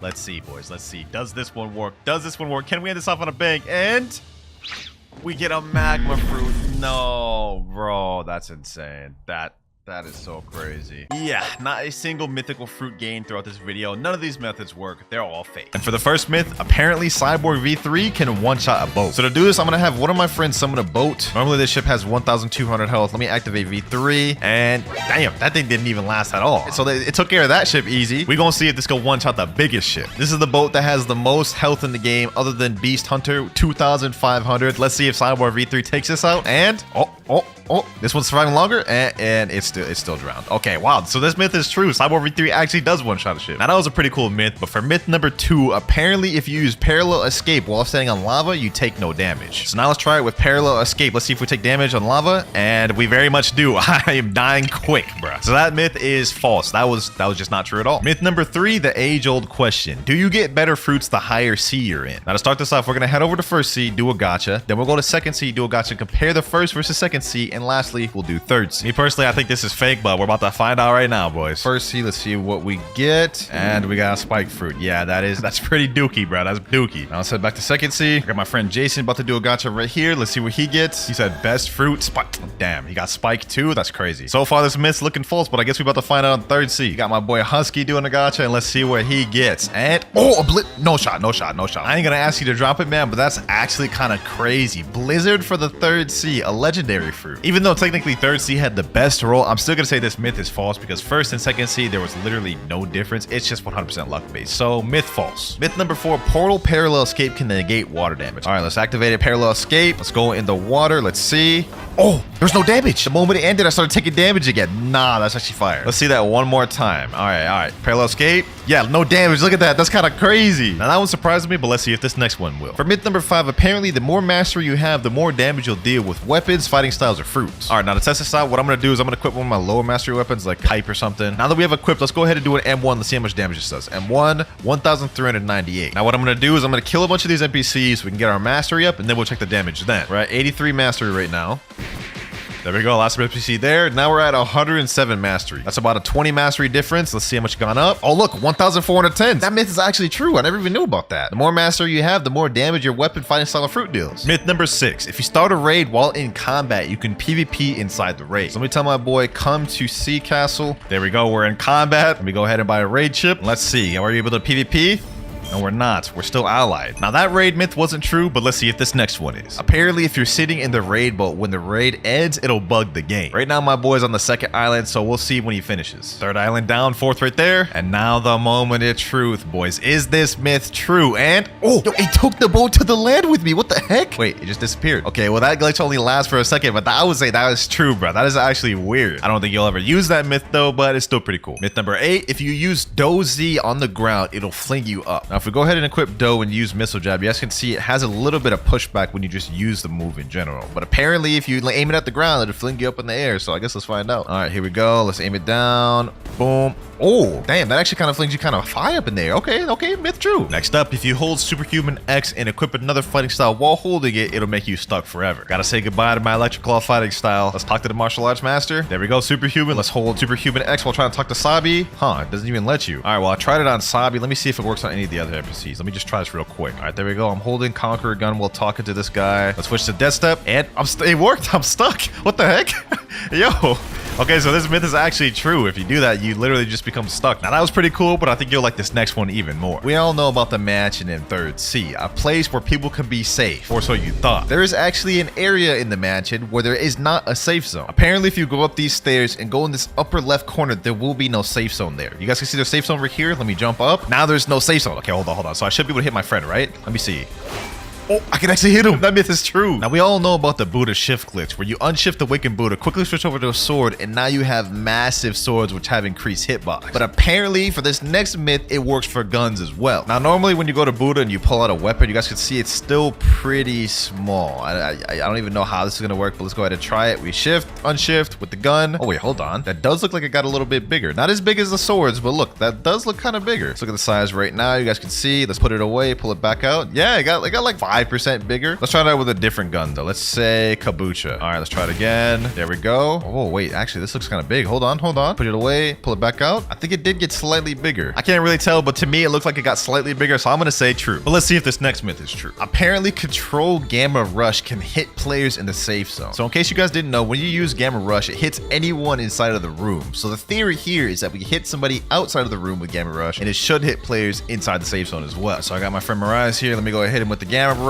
My friend Exotic is in the cafe. You guys can see him right there. Like, don't believe it is hitting him right now. Let me see. Okay, hit Mirage. Let me see. Did it put me in combat with him? And no, cannot attack players in the safe zone. So this does not work whatsoever. Myth fake. Myth number 13, ice fruit doesn't take damage from lava. I don't believe this because it'd literally be the exact opposite of the point of ice, but I'm here to bust them, see if they're true or not. Let's go ahead and do it. And oh, that's already false. I took damage. Let's see. I mean, I'm standing still right now. I'm not taking damage. Let's walk around. Oh yeah, we're done. We're done. That myth is not true at all. But what about this next myth? Apparently, you can glitch the Saber Expert out of his little zone. So what you need to do is equip Sadie and use the Swords Dance while he's in the corner or whatever. And I guess it's supposed to glitch him out of the area. Let's see. Oh, it actually got him out. Hold on. Let me go see. He's not in the room. He's outside. He's right here, bro. So you could actually use this to troll first Sea players and like get the Saber Expert to kill him. That's actually kind of cool, man. Myth confirmed. Myth number 15. If you use Rocket Flight and quickly switch over to another fruit, it'll bug you and make you fly forever. I don't know if the timing on this is hard, so let's go ahead and try. Let's do it. 3, 2, 1. Boom. Oh, no, it didn't work. Okay, maybe I got to try that again. Let's try this one more time. Let me click equip. Blast off. Oh, it worked. I'm literally floating. My hands aren't even on the keyboard right now, bro. My hands aren't even on the keyboard right now. I'm literally just floating infinitely. Okay, so that myth is confirmed. Now, that was a cool one, but I think this next one will be even better. Myth number 16. 13. If you unequip Curse Dual Katana right after hitting someone with the Slayer of Goliath, it'll make them stuck forever. All right, so here's how we're gonna do this. Apparently, if I open my menu, now I use Slayer Goliath, right? Moment it hits, unequip, he can't move. He's literally stuck. He's literally stuck, bruh. And now I can do whatever I want with this man. Yes, sir. No Diddy. I'm just playing, bruh. So that was how it looked like on him, but now I'm gonna show you how it looks when he does it on me. And this will also tie into our next myth. He's gotta do it real quick. There he goes. Boom. Now I'm stuck. For our next myth, if you teleport while being stuck like this, you'll get kicked from the game. So let me teleport somewhere far like Fountain. You guys can see my hands aren't on the keyboard. I'm literally like just flinging like this, and the game anti-cheat is going to kick in and kick me from the game any moment now. All right, I've been doing this for about 5 minutes and even teleporting to different islands to see how it would react and if it would kick me. I haven't gotten kicked yet. It's a cool glitch, but false myth nonetheless. Next myth though, Ice Admiral in First Sea is invincible if you don't have the quest active. So if you go over to Frozen Village and go under here, you can see there's this door, which normally would open if you had the quest line, but we don't, so we have to teleport through it like so. And you guys can see there's a Ice Admiral boss. Now, apparently he's gonna be invincible if you don't have the quest. Let's see, let's try to attack him. Okay, I'm attacking him. Oh wait, I'm dealing no damage. Okay, so this myth is actually true. You can't damage him unless you have the quest. So while we're still on the portal fruit, for this next myth, you can M1 and even use gun M1s while in portal escape. Now normally when you use parallel escape, if you M1 or use a move, it instantly takes you out of parallel escape. Here we go, parallel escape. Let's see if I can M1 him. I can M1 him. I can literally M1 him and hit him while in parallel escape. Hold on, let's try that again with guns. Parallel escape once again. Literally hitting him with the M1s and can hit him with the damn Kabucha M1. And he's even surprised. He's saying, huh? Wait, what? I actually didn't know that. And for those of you portal mains, that could actually be very useful for you. W myth. Moving on to myth number 20. 20% of the video, Cyborg V3 skill can break obstacles in the game. Throughout Blox Fruits, there are random walls that can be broken, such as this wall right here. If you use a skill on it, you guys can see it is now broken. Normally, you need to use like a specific skill on a weapon to be able to break it. For example, Dark Air Slash wouldn't be able to, as you guys can see right there. But let's see if Cyborg V3 works. Here we go, 3, 2, 1, boom. And it does not work. So Cyborg V3 does not break obstacles. That myth is fake. And while we're in second sea, for myth number 21, apparently on the cold side of hot and cold, there's a chest inside every one of the igloos. Let me go ahead and see if I can teleport inside. Oh, there's a chest inside here. Huh? I didn't even know that. Okay, that first one had a chest in it. Let's check this one. This one has a chest too, bro. There's no shot that third one has one, bro. Oh, it does. It does. It has a chest. It has a chest in there, bro. That's actually crazy. We're out here learning second sea lore that I didn't even know. Chests in all of the igloos. That myth is confirmed. Now that was some cool second sea facts, but let's go for some third sea ones. For those of you players who are max level and tried to get in the Shark Acre, you would know in order to craft the monster magnet, you need Fool's Gold, which supposedly is only supposed to drop from a haunted ship sea event. But apparently regular ship raids drop Fool's Gold as well in third sea, but it doesn't appear when they drop. I have 7 Fool's Gold. Okay, so now what we're gonna do is we're gonna go out to sea, and if we get a regular pirate raid, we're gonna defeat it and see if my Fool's Gold goes up. All right, here we go. Finally got a normal ship raid. Let's go ahead and destroy it and see if we get any Fool's Gold. One of them's down. We iron 25 fragments. Let's see. Boom, another one down. Iron 25 fragments. We had 7 Fool's Gold beforehand. Now let's go ahead and check our Fool's Gold. We had 7 before. Let's see if we increase. 10 Fool's Gold. So this myth is actually true. Now, I don't know why it doesn't notify you that you obtained Fool's Gold. Must have been a mistake on the devs part, but Blox Fruits team, please fix this. Not many people know about that. Next myth, apparently if you use a transformation, then teleport to third sea, it'll bug you. Now, I highly doubt if this is even going to be true, but we're here to test it out. Let's go ahead and do Buddha shift. Let's talk to the experienced captain. There we go. Let's teleport to third sea, and here we go. And nothing happens. Just a normal game. I can still transform and shift. Yeah, nothing happened. That was a little bit disappointing, but let's see if this next one isn't. Apparently, if you equip the magma fruit, spawn a boat and go out to sea and go under the boat like this and use magma shower, it'll give you magma arms, like a bug or something. So let's test this out. Let's go under the boat like this. Magma arms, magma shower. Oh, there we go. It worked. So you have to kind of drown yourself a little bit, go under the boat and use it to the point where it interrupts the move. And then it just creates this blob of magma, bro. That's weird. Myth confirmed. Next myth, apparently Cyborg V4 is faster than Mink V4. Now, I don't really believe this one, but that's what we're here to find out. Got my friend Mirai here. He's going to be Mink V4. I'm going to be Cyborg V4. Let's go ahead and get each other V4 real quick. There we go. I got my V4. Now what we're going to do is we're going to race around this little circle and back here. And the first person to get here wins. Let me say 3, 2, 1, and go. So let's go ahead and do it. There we go. With the V4 jumps, I should have a decent lead. I'm pretty sure. I think we actually might be in the lead heavy here, boys. Damn, Cyborg V4 might actually be faster than me V4, boys. What the? Look at this. I won. I won. Wait, if I did another Cyborg jump at the end, I would have won, but he just barely won, man. He said, yeah, I think you won that. Yeah, I kind of messed up at the end by not doing another Cyborg jump, but like in terms of actual speed, Cyborg V4 with the super jumps is way faster. I clear way more distance. So that myth is actually confirmed, man. Now that was a cool one, but I'm interested to find out if this next one is true. For the next myth, apparently you can make Kitsune fly while in Angel V4. So first things first, I gotta reset my race. Hopefully we get Angel first try. There we go, Angel race. Now what I'm gonna do is get both Kitsune form and V4 at the same time. There we go, V4. Let's activate it. Now let's go ahead and transform to Kitsune, and let's see. If I hold space, I should be able to fly, right? Okay, hold on. It's not working. Normally when you hold space, you should be able to float with Angel V4. It's not working. Okay, what about Q? I can't even glide with it. Okay, yeah, this just straight up does not work at all. I was hoping that would, because normally, as you guys can see right here, you can levitate and also glide and fly with Angel V4. Normally it works while holding moves, but it seems like with this, it does not. Myth sadly busted. But while we're on the Angel race, this next myth is not really kind of a myth, but just experiment, I guess. But apparently using Gravity X with the Angel Bow is a one-shot. So let's go ahead and test it out. So I got my friend Mirage here. I got the Angel V4 active. Let's use Gravity Obeisance and go up to him. Let's see if this one-shots him. And it almost does, but it doesn't. Oh my gosh. Oh, it doesn't. It doesn't. I thought that would. Myth busted though. That does not one-shot. He is a 30 million bounty though. Let's see if it works on a 2.5 mil. Here we go. Let's use it. Gravity Obeisance with this. And oh, it did. It one-shot at a 2.5 million. So technically this myth is still confirmed, bro. Now that was pretty OP, but we have one more Angel V4 myth to test out, and it's that a Angel V4 can't make a Ghoul V4 Neo. Now, I'm gonna be honest, this has got to be cap, but we here to test it out. Now let's put it to the test. He has his domain. I have my Angel domain. Let me step up closely and well, no more questioning about that. He definitely is kneeling, and that boy getting packed up. That myth was just straight up false. Fake myth. Now, you remember the Buddha sword glitch from earlier, right? Well, supposedly you can do it with T-Rex as well. So as you can see, my sword is pretty massive right now. Okay, pause. So what you have to do is you have to get your Fury meter full with T-Rex so you can transform. Next step, we have to pull out a smoke fruit. Hopefully I have one right there. And as we're transforming, we have to quickly switch out and pull the smoke fruit out. That way we can go invisible. So let's do it. 3, 2, 1. There we go. All right, I did that perfectly. Now we are an invisible T-Rex. Here's where the next step comes in. What we need to do is we need to switch over to the Warden sword. There we go, equip that. Then we gotta use the Z move. There we go. And you guys can see now I am back to normal, but my sword is literally twice as big. Also, if we switch to any other weapon while like this, it'll stay big as well. You guys can see, look at that. Now my shark anchor is like twice the size of what it would have been if I was normal size. Also, I don't know if y'all noticed, but my character's also like twice as big. So yeah, that myth is confirmed, but will it work for guns as well? I guess all we gotta do to find out is pull out this gun, right? 3, 2, 1, boom.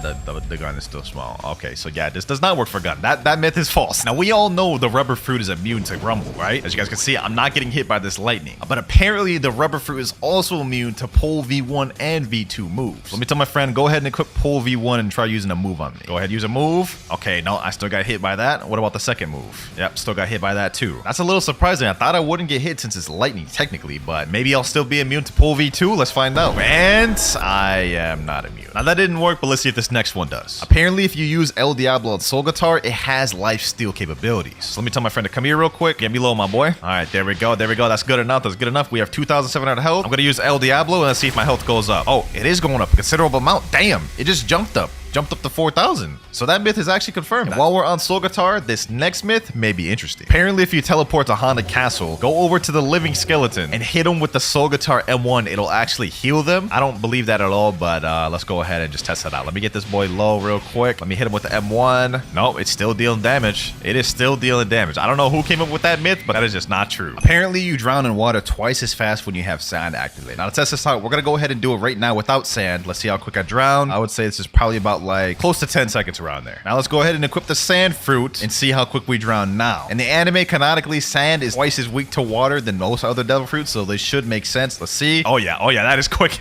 That is way quicker, bro. That myth is confirmed 100%. Next myth, apparently when you dash, you go further if you jump. Okay, normal dash goes what, like 1, 2, 3 squares. Let's do a dash and a jump. Oh, you do go further. You go like twice as far. Okay, that's actually interesting and useful. So if you're in PvP, make sure to utilize them jumps, boys. Myth number 36, you can get more than 3 rumble dashes. Now the timing on this is a bit hard to do, but what you have to do is you have to wait a little bit between each electric flash. Electric flash for 1, wait a second. Electric flash 2, wait a second. Electric flash 3, wait a second. Now let me start spamming it. Oh, I do not believe that worked. Here's a video of a guy doing it right here though, and he's about to demonstrate how you do it. So this myth, I believe, is confirmed. I just got the timing wrong. You guys can see right here, he's spamming the F button. 3, 4, 5, 6, 7. He got 7 dashes there. So clearly the myth works. I just couldn't get it down. Number 37, apparently if you activate V4, transform to leopard, then reset in water, something crazy happens. Don't really know what that's gonna do. I think I'm just gonna end up dying. So like, let's just try to do it, bro.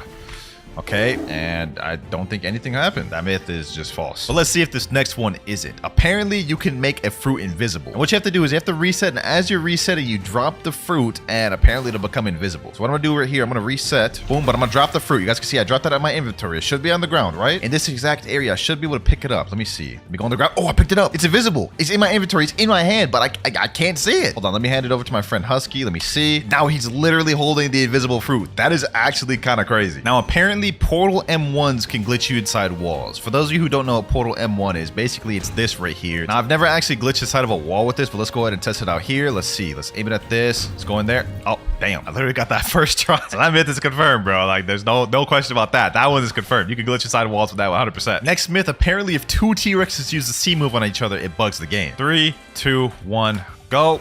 Oh, damn, that bugged the game out, bro. I honestly didn't even expect that would work, bro, but that was kind of crazy. Next myth, if you equip Portal and use Dimensional Rift, you won't be able to use your World Warp while in Dimensional Rift. Now, I've actually never tried this. I've never tried teleporting while in my Dimensional Rift, but let's go ahead and try it. Okay, the gateway pops up, but will we be able to teleport? Let's click Sea Castle, and nothing happens. The portal appears there, and it went on cooldown, but you can't actually teleport. So yeah, that myth is true. Next myth, apparently if you join a game as a Marine, then switch over to Pirate, you won't be able to ally anybody. Start as a Marine. As you can see, there is no ally button. Normally it'd be where my cursor is right now, but usually when you go switch to a pirate, the button should reappear. So let's go ahead and switch to a pirate and see if it does. And no, it doesn't. You see that little empty spot right there where my cursor is? That's where the ally button would normally be, but since I started off as a Marine and switched over, the ally button just glitched out, which is very weird. The devs should definitely patch that, but that is myth confirmed. Number 43, if you kill someone and then do a gacha, you're guaranteed to get a legendary fruit. So let me type in chat, someone come out here, please. Let me go ahead and quickly just pack up one of these boys, you know what I'm saying? Let me pack up this boy right here. Boom, boom, boom, boom. And one, finish him off. Now let's go ahead and do a Blox Fruits gacha and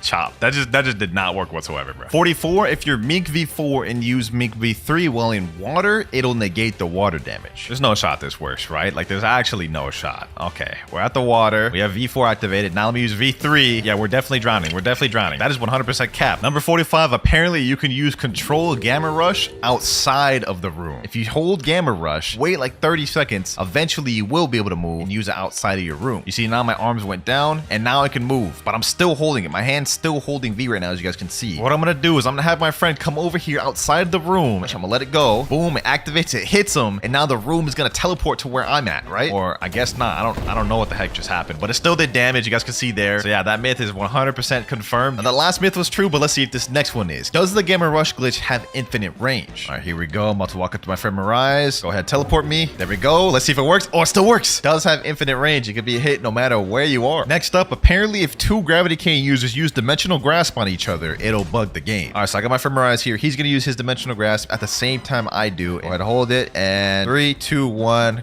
go.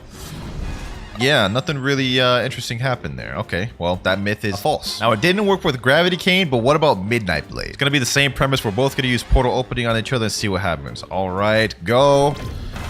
Oh, damn. Okay, that wasn't really buggy, but that was nice. That was nice. Still not what I was looking for, though, so that myth is still false. Let's use Cursed Dual Katana next. Except this time, we're going to make it a little more interesting. You guys remember that Cursed Dual Katana glitch we did earlier where it makes you stuck? We're going to see if 2 people do it on each other, will they both become stuck? All right, so let me go ahead and do this. Okay, let me unequip. Am I stuck? No, it does nothing. Okay, well, that unfortunately was false. Doesn't work. Now, all 3 of those weapon myths were false. None of them worked, but let's see if this 4th one does. If 2 Spiky Trident users use Stow Hurricane on each other, will the game bug? 3, 2, 1, go. Yo, yo, that's what I was looking for right there. I was looking for something game breaking like that, man. One last time. 3, 2, 1, go. What the, bro? Bro, he literally just teleported me to like under the map, bro. What? This myth is confirmed. Something crazy indeed does happen. Number 50, boys. We're now halfway through the video. Apparently, the CDKX glitch works on NPCs and you can break them to where they can't move. All right, let's hold it. Boom, unequip. There we go. Let's see. Is he able to move? Man's stuck. So that actually works on NPCs. That could be a way you could glitch NPCs. Number 52, if you eat a fruit and leave game before you finish eating it, when you join back, it won't activate. So let's say, for example, you accidentally ate a chop. If you leave while in the middle of eating it, when you join back, you'll still have your previous fruit. Just to make this as realistic as possible, I'm gonna equip kids today and pretend I'm eating this chopped fruit. Eat. All right, here we go. Let's reset. Let's join back and let's see if we still have Kitsune equipped or if we have chop equipped. All right, here we go. Here we go. And I still have Kitsune equipped. So that is true. If y'all accidentally ate a fruit, one way you could avoid using it is just quickly leave the game before it finishes eating. Apparently, if you use Flamingo Ride on an NPC, it makes it to where the NPC can no longer attack you, immobilizing them. So let's go ahead and go up to this NPC. Let's test if that's true.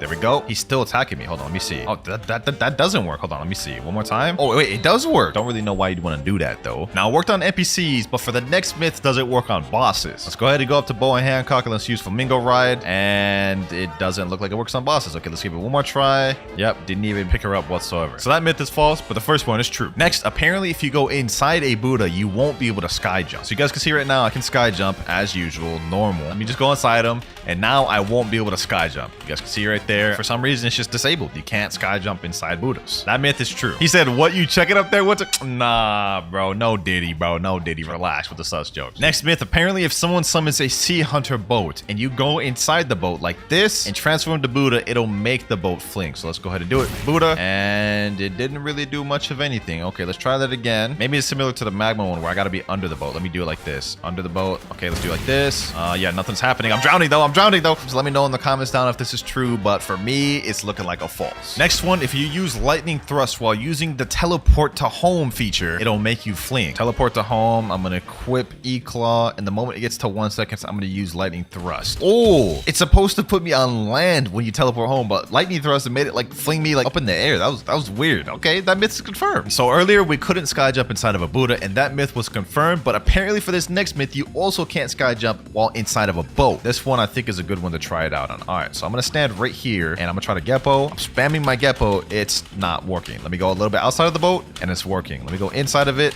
and it no longer works, which is weird. I don't understand why that doesn't work. Number 59, spring is faster than the light fruit. All right, now to test this myth out, I have my friend Exotic right here with the light fruit. We're gonna race at the end of this bridge and whoever gets to the end first wins. 3, 2, 1, and go.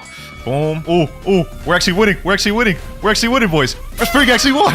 Spring actually won, bro. And I wasn't even going as fast as I could. Now, in terms of traditional speed, Spring is just not even close to as fast as Light. But in a race like this with walls to bounce off of, Spring is the fastest fruit in the game, hands down. Next myth, if you sit in a boat while teleporting to home, the boat will come to land. Let me get my boat over here and let's sit down and teleport. See if it goes. Oh, what? It actually worked. Huh? Next up, apparently Love X has infinite range. I did this in a video once and y'all didn't believe me. Y'all said it was fake. Y'all said it was scripted, whatever. But let's just go ahead and test it on a small scale. Cupid Zone, right? See that NPC over there, that raider? Let's go to use over there. See that range right there? All right, now let's double that. See that raider over there? I'm now double the distance I was before. So let's go up and see if it still hits. Cupid Zone, boom. It's still hitting. It's still hitting. It's over there. It's not hitting him, but it's like right on top of him. Now let's take it a step further and test it out on a player. I got my friend Exotic right over there. We're gonna test it out from this distance. Boom, and it hits. I don't think like much skills in this game would be able to even land that far. So let's take it a step further, go even further back. No skill in the game would really be able to hit this far. Like, let me use Soul Guitar. I don't even think that would hit. Yeah, Soul Guitar doesn't even hit from this distance. So let's see if Cupid Zone does. All right, so let's go ahead and use Cupid Zone. Let's hold it. There we go. Let's go ahead and shoot it out. Boom. And it's still hitting him. It's still hitting him from that distance. That's crazy. So there you have it, man. There you have it. Cupid Love Zone is infinite range. Literally no move in the game is going that far distance. Next up, you can phase through the ground in Second Sea using Buddy Sword. Now to do this, what you need is someone standing on this brown little path outside a cafe, right? Right in the middle. You jump up, hit him with both Buddy Sword moves real quick, and you guys can see, didn't work that time. Let's try it again. This man said doodle. All right, bro, you talking crazy. It's all fun and games. So I launch you into that map, man. It's all fun and games. Let's hit him here. Boom. There we go. You guys can see I launched him under there, and man's just drowned from the water under the map. Number 62, apparently if you use Dragon Transformation in lava, it's immune to damage. So let's go ahead and go over here to the lava. Let's use the Dragon Transformation, and let's go go down, see if we can be damaged. Trying to go down as far as I can. It's not letting me, so technically by default, this myth is true. Number 63, there is a hidden area inside haunted ship. So if you equip portal and teleport the haunted ship, and then you switch over to the T-Rex fruit, there we go, got max bar. Then you have to go in this room right here where the raid boss spawns, go up to the chandelier, go to the top of it right here, transform to T-Rex, and then hit teleport. So you guys can see this is now a secret area, which is technically under the cursed ship. Now that myth is true, but let's see if this next one is. Technically, this is under the cursed ship, which means you should be underwater. Can you move around in this without dying? Okay, let's take a step. Oh, damn, my health went down quick. Look at that. I went from 12,000 to 9,000 in like seconds. Look at this. I'm gonna move, watch my health. Went down like another 1,000. What if I flash step? Boom. Let me do this. Yeah, I died. Okay, yeah, that myth is false. You cannot move under here, but it's still a cool area. Apparently, dashing with the Acidum rifle makes you dash faster. So first off, we need something to scale it by. Let me dash without it. Let me see how this looks. Okay, dashing. Let me pull out the Acidum rifle. I wouldn't say it's faster. It feels about the same. If anything, it's slower because my feet are like dragging. I don't know. Yeah, I'm gonna have to say this myth is false. I'm not feeling no difference. But let's see if this next one is true. Apparently, if you drop a fruit on the ground and world warp to a different island, the fruit will come with you. There we go. Got the flame fruit. I'm gonna drop it right here. Now I'm gonna world warp right next to it without picking it up. Right there. Okay, that should be close enough to world warp with me. Dock 1, and the fruit did not come with, so that is fake. Number 67, using /WinterKloudz luck in chat will guarantee you a mythical fruit at the gacha. Yeah, I already know this one's 100%, boys. /WinterKloudz luck? Yes, sir. This man about to pull a crazy mythic, bro. This man about to pull a crazy mythic. No shot, bro. Actually pulled something. He said that's actually not bad. I mean, it's a legendary. I guess. Not a mythical, so technically myth's false, but if you use /WinterKloudz luck, you're guaranteed to at least get a legendary. Next myth, you can use gun attacks while riding a kitsune. Okay, let me go ahead and mount. Let me see if I can do like gun M1s. Oh, you can do gun M1s. Normally, if you do a move, it like pushes you off of them immediately, right? So we could do M1s. Let's see if we can do spiky bomb. Nope, spiky bomb gets me off of them as well. So technically, this is true. You actually can use moves, or at least the M1 while riding kitsune. Next up, if you drop a fruit on the ground and use Doughfish Fusilade, it'll make the fruit move. All right, so the fruit is right there. See, I'm gonna keep my cursor right there the entire time. If it moves, then we'll see it move off of the cursor. All right, and it didn't move whatsoever. My character was the one that moved from the Doughfish Fusilade. Myth busted. Number 71, if you equip the Pale Scarf, use Ken, then unequip it, the boost will still be there. So we can see that guy right there. That's my boy Mirage. Let me tell him, teleport to a far island. He is over there at the Winter Castle. Normally, if you didn't have the Pale Scarf, you wouldn't even be able to see him. Let me just demonstrate that real quick. You guys can see without the Pale Scarf, I can't even see him. Now, theoretically, if we equip this, activate our Ken, right? Then equip a different accessory and don't unactivate our Ken, it should still be there, and it is true. Even without it activated, you guys can see the Pale Scarf is not there. We still have the Ken boost. And this next one I think will be pretty interesting. Apparently, if you transform into a Awakened Buddha while you're drowning, you'll still be drowning. As we all know, if you transform into a Awakened Buddha and just go in water, you guys can see it makes you immune to drowning. But let's see if you transform while you're drowning, what happens. All right, I'm drowning, and yo, I'm still drowning. Wait, it stopped. Okay, so that myth is false. But to follow up on that, this next myth is that Awakened Buddhas can be drowned. All right, so right now he's in the water and he's not drowning. He's perfectly fine. But if I use a move that'll push him under the water, then he'll start drowning. For example, Doughfish Fusilade. You guys can see now he is drowning and actually getting packed up by the water. So don't think Buddhas are just completely immune from drowning. With certain moves, you actually can pack them up and make them boys drown. Next myth, if you stand on lava without moving, you won't take damage. And let's test this out. An easy way to test this out, we have portal, teleport to lava, have my hand off the keyboard. I took damage initially, but now I am no longer taking damage. So this myth is true. And while we're on portal, this next myth, apparently if you use portal parallel escape while on a boat, it'll fling the boat. So I'm going to use parallel escape while trying to sit down at the same time. So let's see.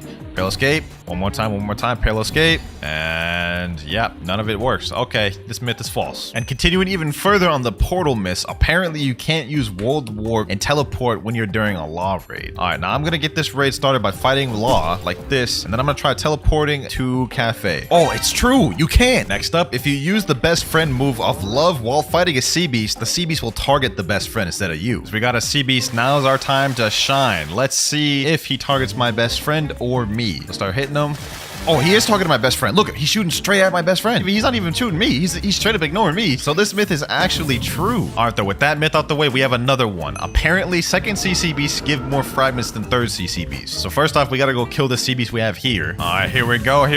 And sea beast down. We got 250 fragments from one sea beast. All right, now we gotta go to third sea and check how much we get from that one. We're now danger level 3. Sea beast should spawn any minute now. Speak of the devil. One sea beast over there. All right, bet. bet. All right, here we go. Boom. And oh, wow. This only gave me 150. So that myth is actually surprisingly true. Second Sea CBs give like 100 more. Next myth, apparently while in Mink V4, you can super dash to glitch through walls. There is actually a place in the castle on the sea. I think it's like up here, which you could glitch through the wall if you try. Let's see if it works here. Super glitch.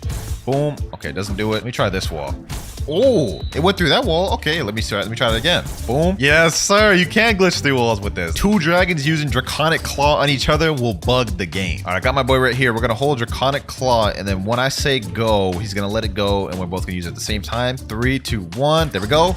And damn, that was just like the spiky trident move we did, bro. It kind of flung us around a little bit. Okay, that myth is true, but what will it do if we do it in the air? Let's see this. Next myth, in the air. Let me tell him go.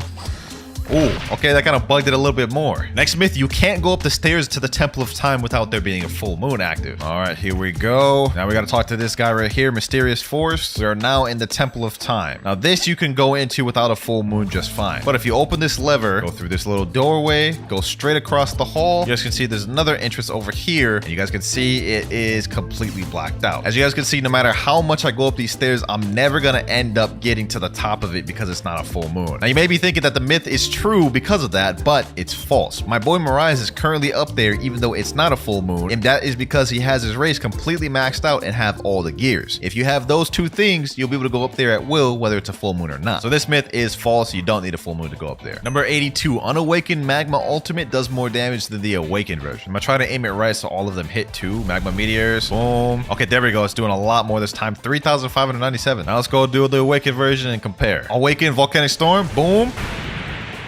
Yo, yeah, that is way, damn, 7,365. That is not even close. This is no competition, bro. Awakened Magma wins by a long shot. Next one, apparently if you hold an ability while trying to go through a portal, it won't teleport. All right, there it goes right there. As soon as I'm walking in, I'm gonna hold 1,000 strikes. There we go. Oh, it didn't do anything. Hold on. That was weird. The first time it didn't teleport me. The second time it did. One last time. This time I'm gonna try it with Doe. Yep, there it is right there. Completely bugged. When you hold a move like that, then it starts to bug. Okay, so that's true. That myth is true. And speaking of not being able to hold moves, if you hold an ability while being teleported through a raid, it will bug you. There we go. And now what I'm going to do is I'm going to activate it, except I'm going to be holding an ability right here. Holding it. Should teleport me any second now. And it did nothing. All right, that one wasn't true, but since we're in the Phoenix raid, let's go ahead and do this next myth. Apparently, the Phoenix raid regular NPCs are higher level than the raid boss itself. These guys right here on the first island are level 3,505. And let's see what level the raid boss is. All right, boss is about to spawn in. Let's find out, boys. All right, there he goes. Let's go ahead and go in there and see. He is level 2,370. He's actually lower level than the NPCs, bro. What? Now, as you can see, I am now sailing back in the danger zone once again. And the reason why is for this next myth, you can make a Terror Shark despawn. Danger level 4. Terror Shark should be spawning any moment now. There we go, boys. A Terror Shark just spawned. All right, I have to act quick before me and my boat die. So apparently, all you have to do is just press Dimensional Rift, right? When I go in my dimension, he should be disappeared by the time I go out. If this works, this would be lit, bro. Dealing with unwanted Terror Sharks is so annoying. All right, so let's go out now and he should be gone. And oh, no way. It actually worked. Myth confirmed, man. The cool thing is this also works for any sea event as well. You guys can see a ghost ship just spawned. Dimensional Rift. Now let me go back out and the ghost raid is gone. 88, similar to a myth we had earlier. Apparently, if you eat a fruit and reset while you're eating, it won't activate. Okay, so let's go ahead and eat the ice fruit. And then let's go reset. And let's see, there's an activate. It's still activated. That myth is false. It doesn't work like the other one where if you leave the game, it doesn't activate. 89, if you pull out a smoke fruit while transforming to Kitsune, it will go invisible. Let me get all my tails real quick. Boom, boom, boom. There we go. Now what I gotta do is I gotta pull out a smoke fruit. And as I'm transforming, quickly switch over. And there we go, boys. Invisible Kitsune, 100% confirmed myth. Number 90. Now for this one, I gotta talk to this luxury boat dealer and get a boat. I'm gonna get like the lantern boat. Now I have to go back to Portal. And the myth is if you sit down while trying to do world warp, it won't teleport you. So let me go ahead and just do this. There we go. I'm sat down on the chair and I have my gateway portal menu open. Let me try to teleport to Port Town. And as you guys can see, wow, that is weird. I didn't think it would work like that, but looks like sitting down negates being able to teleport. Now we all know that leopard form makes you immune to taking damage from lava. As you guys can see right here, I'm taking no damage whatsoever. But apparently, if you're activated in Cyborg V4, for some reason, it makes you immune to lava, which I think is cap, but let's find out. All right, here we go. Let's activate Cyborg Cyborg V4. Now let's go transformation. I have no idea why would this make me take damage in lava, but let's test it out. And this is false. I do not take no damage whatsoever. Let me go over here like I did with the dragon form. Oh, wait. Okay, suddenly I can take damage from lava. So is that myth confirmed? Huh, that's weird, bro. Kitsune with pilot helmet is faster than Do. Now to find this out, we're going to do the same method we did earlier. We're going to race from the start of this bridge to the end. 3, 2, 1, and go. All right. I'm using my scorching donut. Damn, I'm gonna get dusted. Sheesh. This is undisputed. This is undisputed, bro. Pilot helmet Kitsune is way faster. Kitsune may be faster than Do, but is it faster than light, though? Next myth, we're racing against light. Countdown again, Husky. Countdown again. Let's do this. 3, 2, 1, and go. All right, bet. I may have aimed it wrong. But oh, he's already ahead of me. He's already ahead of me. Yeah. Kitsune is faster than light. 2-0 in Kitsune's favor. Last but not least, boys, I got one more thing up my sleeve. It may have been faster than light and Do, but is it faster than Spring? The thing that beat light earlier too. Last race, Spring versus Kitsune. And go. All right. I got the Spring leap. Let's see how this keeps up. Oh, I'm actually in the lead. Yo, Spring actually won. So Spring's actually even faster than Pilot Helmet Kitsune. That's wild. So the last one is busted. Pilot Helmet Kitsune is not faster than Spring. And while we're on Kitsunes, apparently for this next myth, if you ally someone, let them mount you as a Kitsune, then unally them, the Kitsune will deal damage to the person mounted to them. All right, I got my Kitsune form. Let me do transformation. Let me tell my boy Mirage, mount me. Pause. Okay, there he goes. He mounted me. Now what I'm gonna do is I'm gonna unally him, and now I should be hitting him just by M1ing. Yep, I'm hitting him by M1ing. He's literally mounted to me, and I'm hitting him, bro. That's wild. I can literally just kill him if I wanted to while he's on my back. Even he's surprised in chat. He said, what the hell? So yeah, that myth is confirmed. If you hold a cursed enchantment after you run out of sky jumps, it will lend you more sky jumps. So let's go ahead and use it. 1, 2, 3, 4, 5, 6, 7, 8, 9, 10. I ran out of sky jumps. Can't jump anymore. Let's hold a cursed enchantment. Been holding it for a while. Let's see if this works. And it didn't regen my Geppo. So that is false. Now that didn't work for Kitsune, but I believe it does work for Leopard. 1, 2, 3, 4, 5, 6, 7, 8, 9, 10. Now you gotta hold spiraling kick. You gotta hold it for like 10-15 seconds and it'll grant you your Geppos back. One of my favorite glitches in the game. Hopefully it didn't get patched. The moment of truth, and let's see. Nah, I got patched, bro. It doesn't work anymore. Well, both of those myths were fake. Myth 98. M1 spamming while holding Ken Vander grants you a little bit of float time in the air. All right, I'm going to jump up really high, and I'm just going to spam M1 really quick. Oh, you can get a little bit of float time in the air. Okay, you know what I'm saying? We got float time. We got hang time. You know what I'm saying? Okay, that myth is true. Myth 99. The lower stat points you have in health, the less damage you take from lava. All right, so right now, I lose. I don't even really know how I lose. I don't know how to count that, but like I lose a ton per second. Like I died in a matter of seconds. So let's go ahead and do a stat point reset. There we go. 1 defense, and let's see how much I take then. Oh yeah, you take way less. Oh, it just scales with your health. Okay, so that myth is true. And now for the final myth. Myth number 100. Now, as you guys see in Human V4, it affects the terrain, and there's like little rocks or like particles coming off the ground. Now, apparently, if you transform into Buddha, these rocks become bigger, scaling with the size of Buddha. Oh, it does. Look at that. Look at that. Look at the terrain, bro. Look at the terrain, bro. That's fire. For our first myth, it says that Paw has an infinite ranged attack. Now, I've heard a lot of people talk about this myth before, but today I'm gonna try it out myself to see if it's true. To test this theory, I have my friend standing all the way on the edge of this bridge, as you guys can see right there, and we're gonna use the Paw ability to try to hit him. All right, heavy Paw. Let's see if that hits him. Let's see if that. Oh, I aimed it too high. We gotta try that again. Let's aim right here. Too low. That one should hit. That one should hit. That one should hit. Oh, it hit him. It hit him. Yo, the range is infinite. All right, so this myth's confirmed. Paw does have infinite range. The next myth says that the light move of Kilo can go on forever. So let's go ahead and try this out. This is the light move. Apparently, this can go on forever. So by the end of this, I should be in the stratosphere. It's been about 2.5 minutes of me holding this. I'm going to say this is true. You can use this move forever because this is not stopping. Myth number 3 is that Awakened Buddha and Unawakened Buddha both have the same M1 range. So my friend here has Awakened Buddha. I have Unawakened Buddha. So for me to M1 with Unawakened Buddha, I need to be within this range minimum. Now I'm going to have Kazeki pull up with his Awakened Buddha, be slightly further behind me, and see if he can still hit him. So Kazeki's a little bit behind me. Try M1ing. M1. And he's not able to hit him. So this myth is actually true. That's actually weird. As big as he is, you would think the range would be increased. Next myth says that third sea fruit gacha gives you better luck. Now to test this out, I'm gonna have to go back to first sea. All right, so here we are in first sea gacha. What do I get? And I get a chop fruit. Kind of fitting since it's first sea. I got my friend in second sea. He's about to do a gacha. Let's see what he gets. And he gets a spike. I guess that's slightly better than chop. So far this is looking a little bit true, but let's go to third sea and see what we get there. And lastly, in third sea, we have my boy Rip Guy rolling for 1 barrier. Wow. Okay, so this actually was the best one. I'm not gonna lie, that's kind of surprising. So I guess myth confirmed. Next myth says that Pilot Helmet is the same speed as Mig V3. V3. So I'm gonna go ahead and change my race till I get Mink, and then we're gonna test this out. Me and my friend are gonna race to the end of the bridge on 3, 2, 1, go.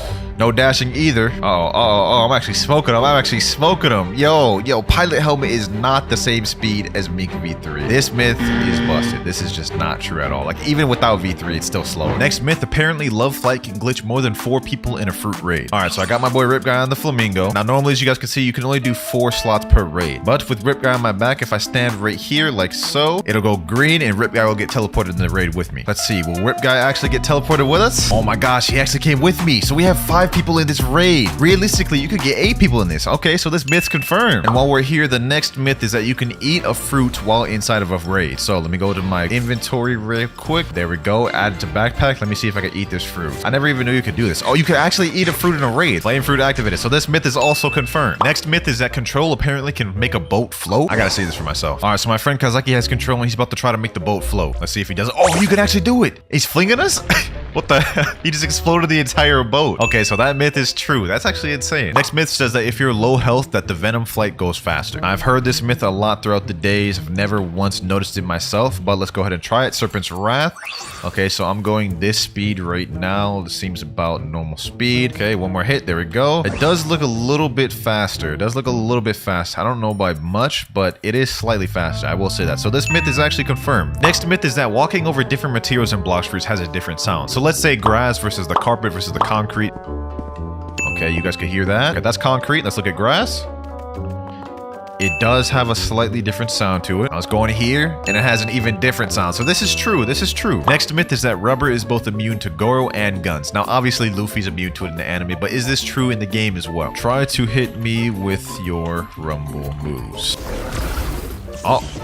Oh, none of that is hitting. So I'm completely immune to all of that. That's actually OP. Let's see if the gun hits me. All right, so Kazaki has a soul guitar. Try to hit me with the moves. Okay, the shoot doesn't work. That doesn't work. That's actually insane. So this myth is actually true. Rubber is both immune to guns and Goro. Next myth is that you can flamingo ride NPCs. So obviously we already know that you can flamingo ride your friends. But the question is, can you do it to NPCs? All right, so it worked on my partner. Let's see. Can I flamingo ride this guy? You can actually flamingo ride NPCs? That is crazy. And he can't even attack me either. He's literally just stuck on this flamingo. Okay, so this myth is true. That's true. The next myth says that leopard has infinite sky jumps. So normally you only have 10 sky jumps, 9, 10, and I can no longer sky jump. With leopard, what you can do is you can go all the way up to the 10. Now I'm out of sky jumps. Let me hold spiraling kick. Let me use that. And now I have 10 more sky jumps. And if I keep holding my abilities, I can wait until that comes back and just keep repeating that over and over again. So this myth is actually true, boys. And while we're on leopard, the next myth is that leopard transformation makes it to where you take no damage standing on top of lava. We're now at lava right now. Normally when you stand on this, you take damage, as you guys can see, but will I take damage when I go leopard form? Let's see. Wow, so leopard can literally just stand on lava. That is actually broken. That's busted. Myth confirmed. And now for the 15th myth. Apparently if 2 people use the spiky trident move at the same time, it'll bug the game out. Okay, so let's do it at the same time. Go. Oh, that's actually true. That myth's confirmed. Myth number 16. Apparently, if you use light flight in the frog room under the cafe, it'll kick you from the game. Let me teleport into the frog room like so. Let me go in here and let's use light flight. Okay. So this is kind of crazy. Apparently, if I just hold it like this for a while, I'll get kicked from the game. Well, after trying it out for a while, I tried to do it multiple different times. I can say this myth is busted. It's not true. You don't get kicked from the game, but it is a fun thing to do. The next myth says, though, the higher you are with Kilo, the more damage you deal. So obviously, we know the Kilo user in the anime, the higher she is, the more damage she's going to deal. But I don't think that's true in this game. I don't believe it at all. So let's test the base damage of Kilo right here, 10,000 kilograms. How much damage does this deal? 1439. Okay, so now let me go higher up. So let me go from this distance right here. Boom. 1439. It's the same damage, so it doesn't matter how high you go, it's going to be the same damage. So this myth is busted. Next myth, apparently if you Buddha shift, then use Haki, then un-Buddha shift, it'll mess up the Haki. So let me equip a Buddha again. You guys can see I have full body Haki right here, just so we can demonstrate this properly. Let me transform, and then we use Haki, and then let me untransform. It doesn't seem like anything really changed. Let me try that again with Awaken Buddha. Awaken Buddha shift. There we go. Now let me use Haki, and then let me unshift. Boom. And oh, it actually messed up my head. So this myth is actually confirmed. It messed up my head. Like the Haki's no longer on my head. Okay. Myth number 19. Apparently portal can make you invisible. Okay, so Kazeki, I'm gonna have you use your portal move. When I say go, try to use it and see if you're invisible. Okay, he used that ability, and now he is completely invisible. Let me use Observation Hockey. I can't see him at all. He's in a completely different playing field. That is insane. So this myth is confirmed. I always thought this one was interesting. Next myth, apparently the Angel V3 can heal you faster than you lose health in water. Now, I do not believe this whatsoever, but we're gonna find out ourselves once and for all. Really don't believe this is gonna do much, but let's see. Okay, we're losing health. Okay, and this is doing nothing to my health loss from the water. It didn't even slow it down. I didn't even notice. So this myth is busted. Next myth, you can have the range of Buddha without being in the shift form. I've seen a lot of people do this glitch. What you do is you go shift form like this. Okay, so I unshift and boom. Oh, and my sword is big. And I also have increased range. Like, look at this. I'm gonna hit this guy. You guys can see how far I'm hitting him from over here. So this myth is true. This myth is true. You can have the range of Buddha without needing to be in shift form. You just have to time it right. Next myth, apparently you can use the control gamma rush even outside of your room. All right, guys, I'm gonna test this out. I have my friend Kazeki inside his room. He's gonna hit me with the gamma rush outside of the room. You guys can see right here. Oh, he's actually able to hit me from outside the room? That's actually insane. That is actually insane, bro. What the hell? So this myth is actually true. You can hit the gamma rush even outside of the control room. OP. That's OP as hell. Next myth, if you hold Dragon Seed while talking to the fruit remover, it'll make you float forever. Now, I can't believe I'm about to waste a dragon for the sake of this video, but hey, I'll do it for y'all. I'll do it for y'all. Let's eat this thing. All right, so what I have to do is I have to hold the fire shower, talk to him, and remove it all at the same time. Okay, let's remove it. Oh, he said stop removing. He said stop doing something. Okay, so let me try doing this. Let me hold an ability. Okay, we're holding a move. We're talking to him. Stop using your ability first. So this myth is busted. You can't even talk to him while using an ability. That actually sucks. I thought that was going to be an interesting one. While we're on Dragon, let's go ahead and do this next myth. Apparently, if you hold the Dragon Heat Wave B move, it'll disappear after holding it for a long time. So let's sit here, hold this. I don't know how long this is going to take. I've been standing here for about a minute straight. Nothing's happening. I'm just going to stay here a little bit longer and see if anything happens. So far, this is not looking good. A few minutes later. Oh, it went away after about 2 minutes of waiting. It went invisible. It shows nothing. No animation or nothing. Let's see. Does the move still come out? Oh, it does still come out, but that myth is true. It does go invisible after you hold it for a long time. And we are now at the halfway point, boys. Myth number 25, the magma fruit can walk on lava without taking damage. Now, by all means, this would make sense for it to not take damage, but I don't know. I'm always skeptical about it. Let's check this out. Oh, wait a minute. So magma actually makes it to where you take no damage at lava. So myth confirmed. That is actually true. You take no damage with magma. Next myth, if you try to use spiky trident pull on someone sitting in a boat, it bugs the game out. Okay, I'm gonna try to pull this guy. It didn't really bug out the boat, kind of just made it like lean a little bit. So I'm gonna say this myth is busted. I tried it out twice, didn't really do much. Next myth, light flight goes slower when you're low health. So unlike Venom, this would be the exact opposite. So let's go ahead and look at light flight right now. This is how light flight looks right now. It's pretty fast. One of the fastest transportations in the game. Give me a little bit lower. There we go. That's good. Let me use shining flight. And this is a lot slower. So the exact opposite of the Venom fruit. This fruit gets worse the lower health you are. Well, this myth is confirmed. Next myth, unawakened Buddha is faster than awakened Buddha. So me and my awakened Buddha friend right here are gonna race to the start of the bridge on go. Let's get it. 3, 2, 1, go. No dashes. We're just gonna go regular base running speed. Right now, it seems they're about even. Maybe unawakened Buddha is like slightly faster. Doesn't seem like awakened Buddha or unawakened Buddha have any disadvantage or advantage as far as speed go, and it is a tie. Myth busted. Unawakened Buddha is not faster than awakened Buddha. Next myth, piercing clothesline on awakened dough can't go on water. Let's test this out. Piercing clothesline. It can. Okay, so this myth is actually busted. Piercing clothesline can go in water, though it doesn't last for long, but it can go in water, so that is actually busted. Next myth, spirit is the fastest fruit in the game. Now, there is a spirit glitch that exists that you can do if you have it permanent. What I'm going to do is wait until this spirit bar goes to 9, and then I'm going to tap it only when it's on the blue side. You guys can see right here, I'm pressing it right now, only when it's on the blue side. Boom. And then I go quickly switch over to a different fruit. You guys can see I now have a speed boost. You can stack this multiple times and you can get it to the point where the game actually like registers you going too fast and the anti-cheat kicks in. So this myth is actually confirmed. All right, now next myth, supposedly sand takes more damage from quake waves. Now we know crocodile takes double damage from water in the anime. It was true for rubber. Let's see if it's true for this. So I got my boy Yen here. He's about to do the waves. And let's see how much damage it does without me being on sand. Okay, these are very anticlimactic waves, but it did 2,920 29. 2,929 is how much damage I took now. Now I'm gonna switch to sand. He's gonna do the same thing. Okay. There we go. How much damage was it? 2,929. Same. Okay, so this myth is busted. Sand does not take more damage from quake waves. But while we're on sand, let's go ahead and test if sand takes more damage from the water than other fruits. So let me go in here. Let's see. Okay. Damn. I died that quick? What the hell? Okay, that definitely seemed faster than other fruits, but just for reference, let's go ahead and test it out with a different fruit. Let's see how quick we die with leopard, bro. Okay. Okay.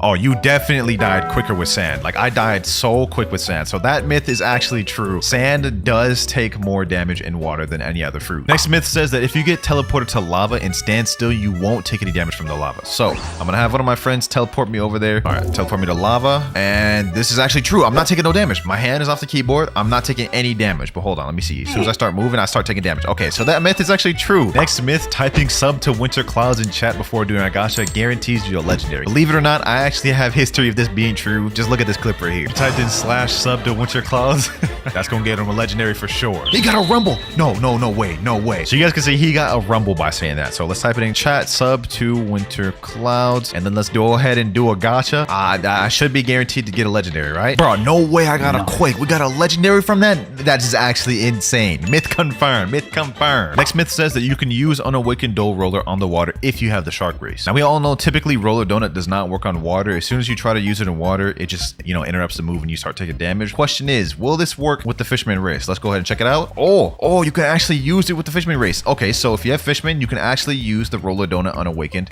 and it'll be a decent transportation move. Okay, so this myth is actually true. And all right, boys, the next myth is that you can reach the beautiful pirate domain through a hidden passage in the Yama waterfall. So there's an area you can go in the waterfall right over here, but apparently there's a hidden secret passage area right up here. There's a little gap right here, and if you go under here, you can see the entire map of Third Sea. And I guess now we just have to find the beautiful pirate domain area, which I believe is right here, right under the great tree. So let me go ahead and go over here. Beautiful pirate domain. Okay, let me try to see if I can glitch in there.